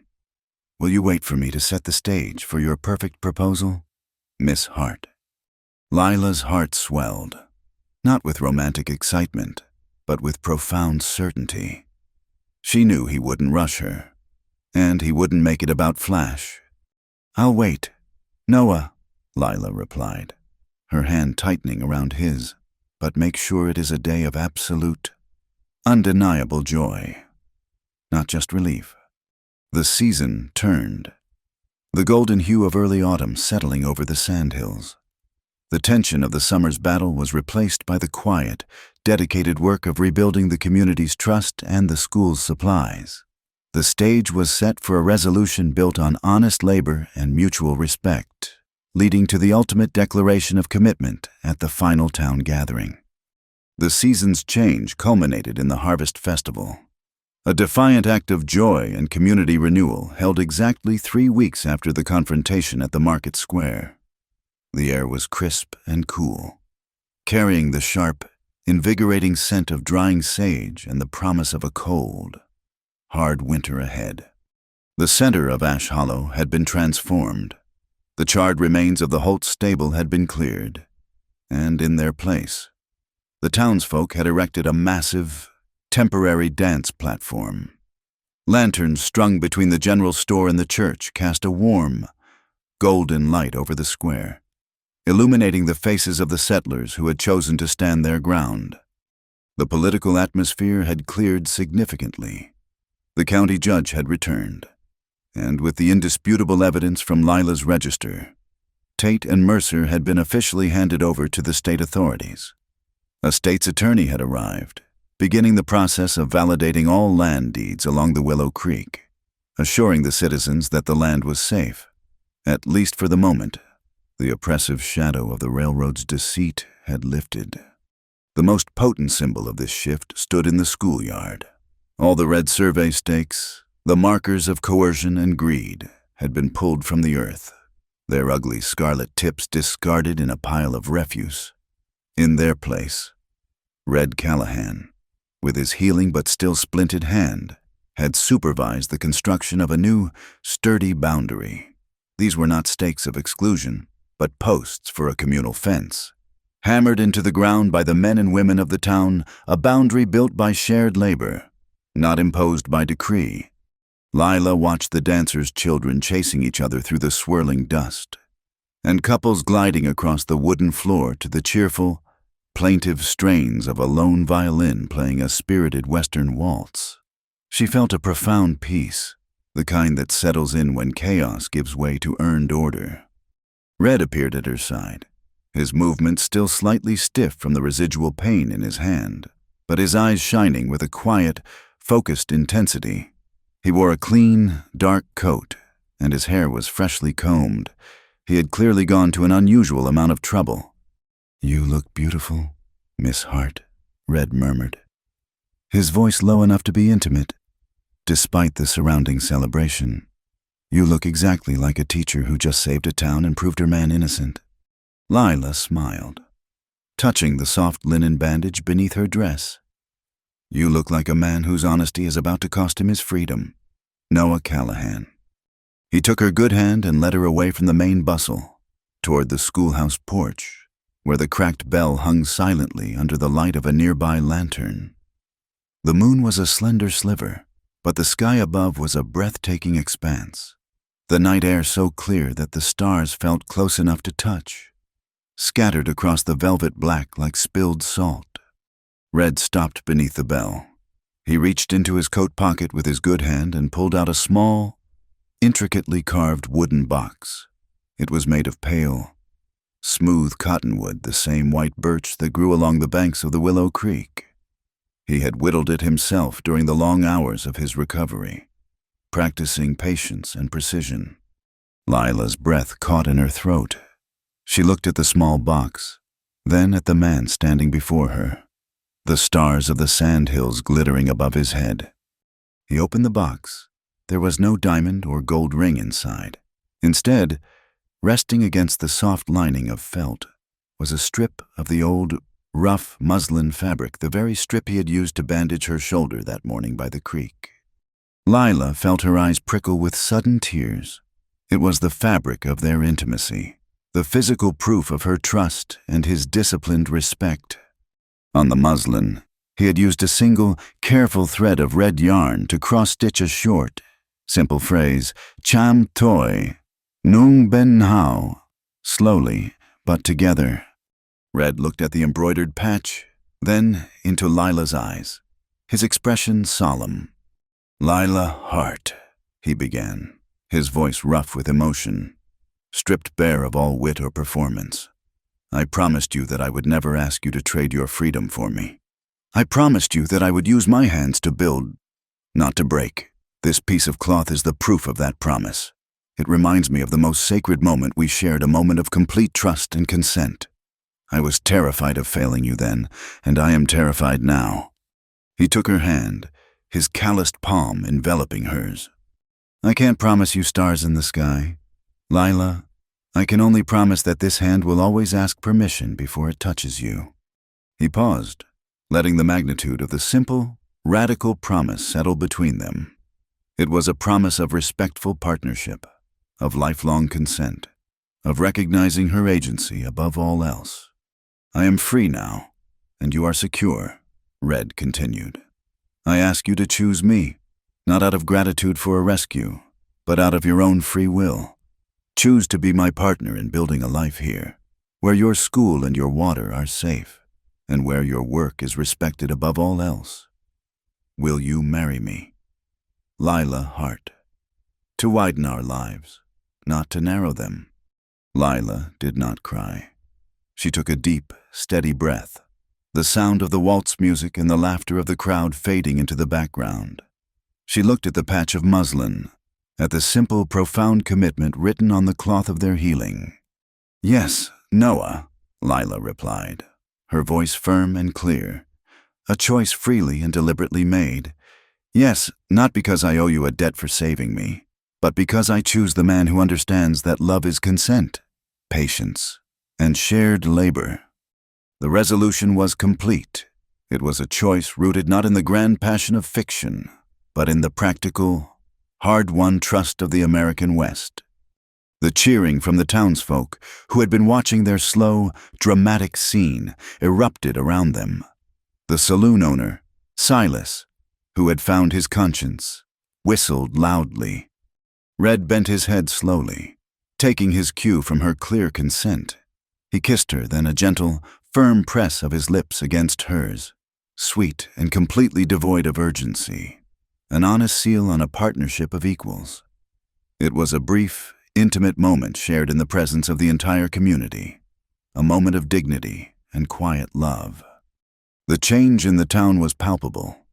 That very night, the newly formed town council, led by the blacksmith, the saloon owner, and the Holts, signed a petition to establish a permanent school and well fund, guaranteeing Lila's livelihood and the town's future. The state's attorney, emboldened by the clear community support, promised to pursue the case against Mercer and Tate to the fullest extent of the law.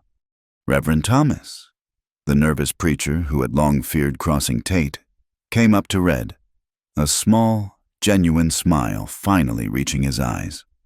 "Callahan," the Reverend said, his voice cheerful, "you fought for truth and community, and you won the best woman in the territory. Now that you're marrying the schoolteacher, I trust you'll finally get around to reading a book or two." Red, still holding Lila's hand, grinned. "Yes, Reverend. At least I can read the word yes now. That's enough for tonight." The couple stood beneath the cracked school bell, its scar a symbol of the future they had fought for. The stars above Ash Hollow were scattered like salt, and the gentle sound of the Willow Creek, now full and rushing nearby, was the constant, soft blessing of the land. The resolution was earned. Justice was not a miracle, but the careful, persistent work of human hands, and love was the slow, disciplined construction of shared freedom. The future would be built on hard work, but it would be a future built together. The dust of the Harvest Festival had settled, leaving behind a profound sense of quiet accomplishment. The town of Ash Hollow was not suddenly wealthy or metropolitan. It remained a rough, demanding settlement on the edge of the Nebraska sandhills. But it had gained something far more valuable than gold a communal spine.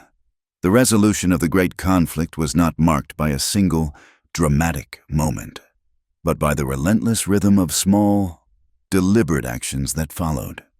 The central theme that crystallized in the days after the engagement was simple freedom was the right to choose every day, and true love was the commitment to hold safety for the other person, never possessing them.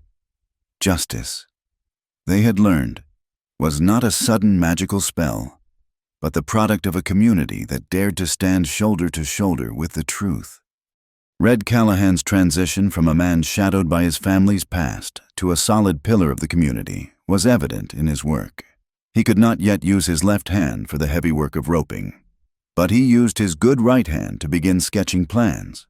He spent his days hauling materials and supervising the construction of a permanent, larger water storage tank near the schoolhouse, a testament to his new role as the builder, the man who cared for the community's infrastructure. He spent his evenings in the schoolhouse, not just keeping Lila company, but sitting in one of the small desks, his massive, splinted hand resting on the smooth wood. Lila taught him to read and write fully, going beyond the simple letters to help him grasp the complex words that governed the law and land titles. He had vowed to be the shield, and to him, literacy was the best kind of armor. "You're doing well with the transitive verbs, Noah," Lila told him one evening, tapping the paper with her quill. "But your penmanship still looks like a steer ran over the paper." Red grunted, leaning back. "My hand's still stiff. Besides, A clear word isn't about how pretty the letters are. Lila, it's about how hard you fought to have the right to write them down in the first place. His insight was a perfect distillation of the theme knowledge and truth were products of labor and sacrifice.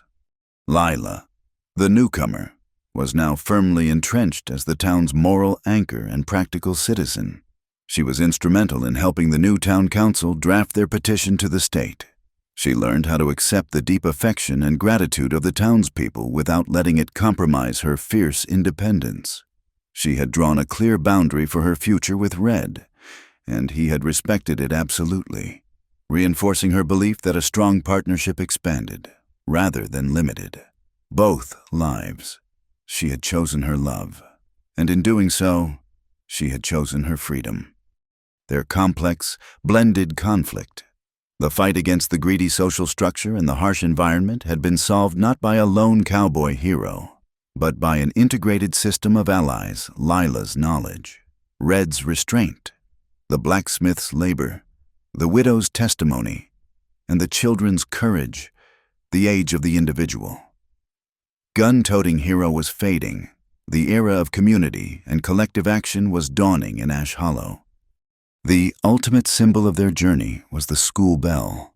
The massive, beautiful crack down its side was a visible scar, a physical record of the bullet that failed to kill the town's future. The blacksmith, John, had reinforced the bell, and when the wind caught it, the sound it produced was unique, a deep, resonant hum followed by a slight, high-pitched dissonance. "It rings the past and the future at the same time," Lila observed one morning. Looking up at the bell, the wound is part of the music now. The Willow Creek flowed clean and full, the judicial injunction held, ensuring the free access to water for all the homesteaders. The land, having been fiercely fought for, was now being carefully stewarded. The physical reality of the sandhills remained harsh, but the human prospect was brightened by their unity. The gentle emotional impact of their story, the catharsis that came from seeing safety and consent so openly valued, was subtle but powerful. There was no romanticization of violence. Red's greatest moment was his refusal to shoot, and his choice to be the human shield. The integrity of the body and the absolute need for clear consent, symbolized by the muslin bandage, remained central to their relationship. Their love story was one of mutual respect, not rescue. As the first tentative flakes of snow began to dust the sandhills, promising the harsh test of the coming winter, the schoolhouse became more than a place for lessons. It was a community hub. Lila began teaching night classes for the adults, focusing on practical literacy and civic responsibility. Red, true to his word, used his recovering hand to start teaching basic riding and livestock care specifically for the women of the town. "Every woman needs to know how to save herself and her stock if a problem comes up," he stated. It was his way of empowering Lila's neighbors, extending his shield outward. Their future was clear. It would be a future built on the hard, honest earth, defined by the simple, repeated actions of labor, patience, and love. They would marry soon, and they would do so as two fiercely independent pillars, not as one person leaning on the other. Red, the former scout and outcast, would be the man who secured the perimeter, and Lila, the self-possessed teacher, would be the woman who filled the center with knowledge and light. They stood together on the porch, watching the last of the children bundle up against the cold. The wind rustled through the newly built fence, a steady, comforting sound of protection. "Ready for winter?" Mr. Callahan, Lila asked, leaning her head briefly against his good shoulder. "Ready to read about it, Miss Hart," Red replied, his calloused, healing hand closing firmly around hers, "and ready to build a life where we never have to run from a lie again." Thank you for listening to the story of Ash Hollow, a tale of love, labor, and justice in the American West. Please let me know where you are listening from in the comments so we can all connect and share our thoughts.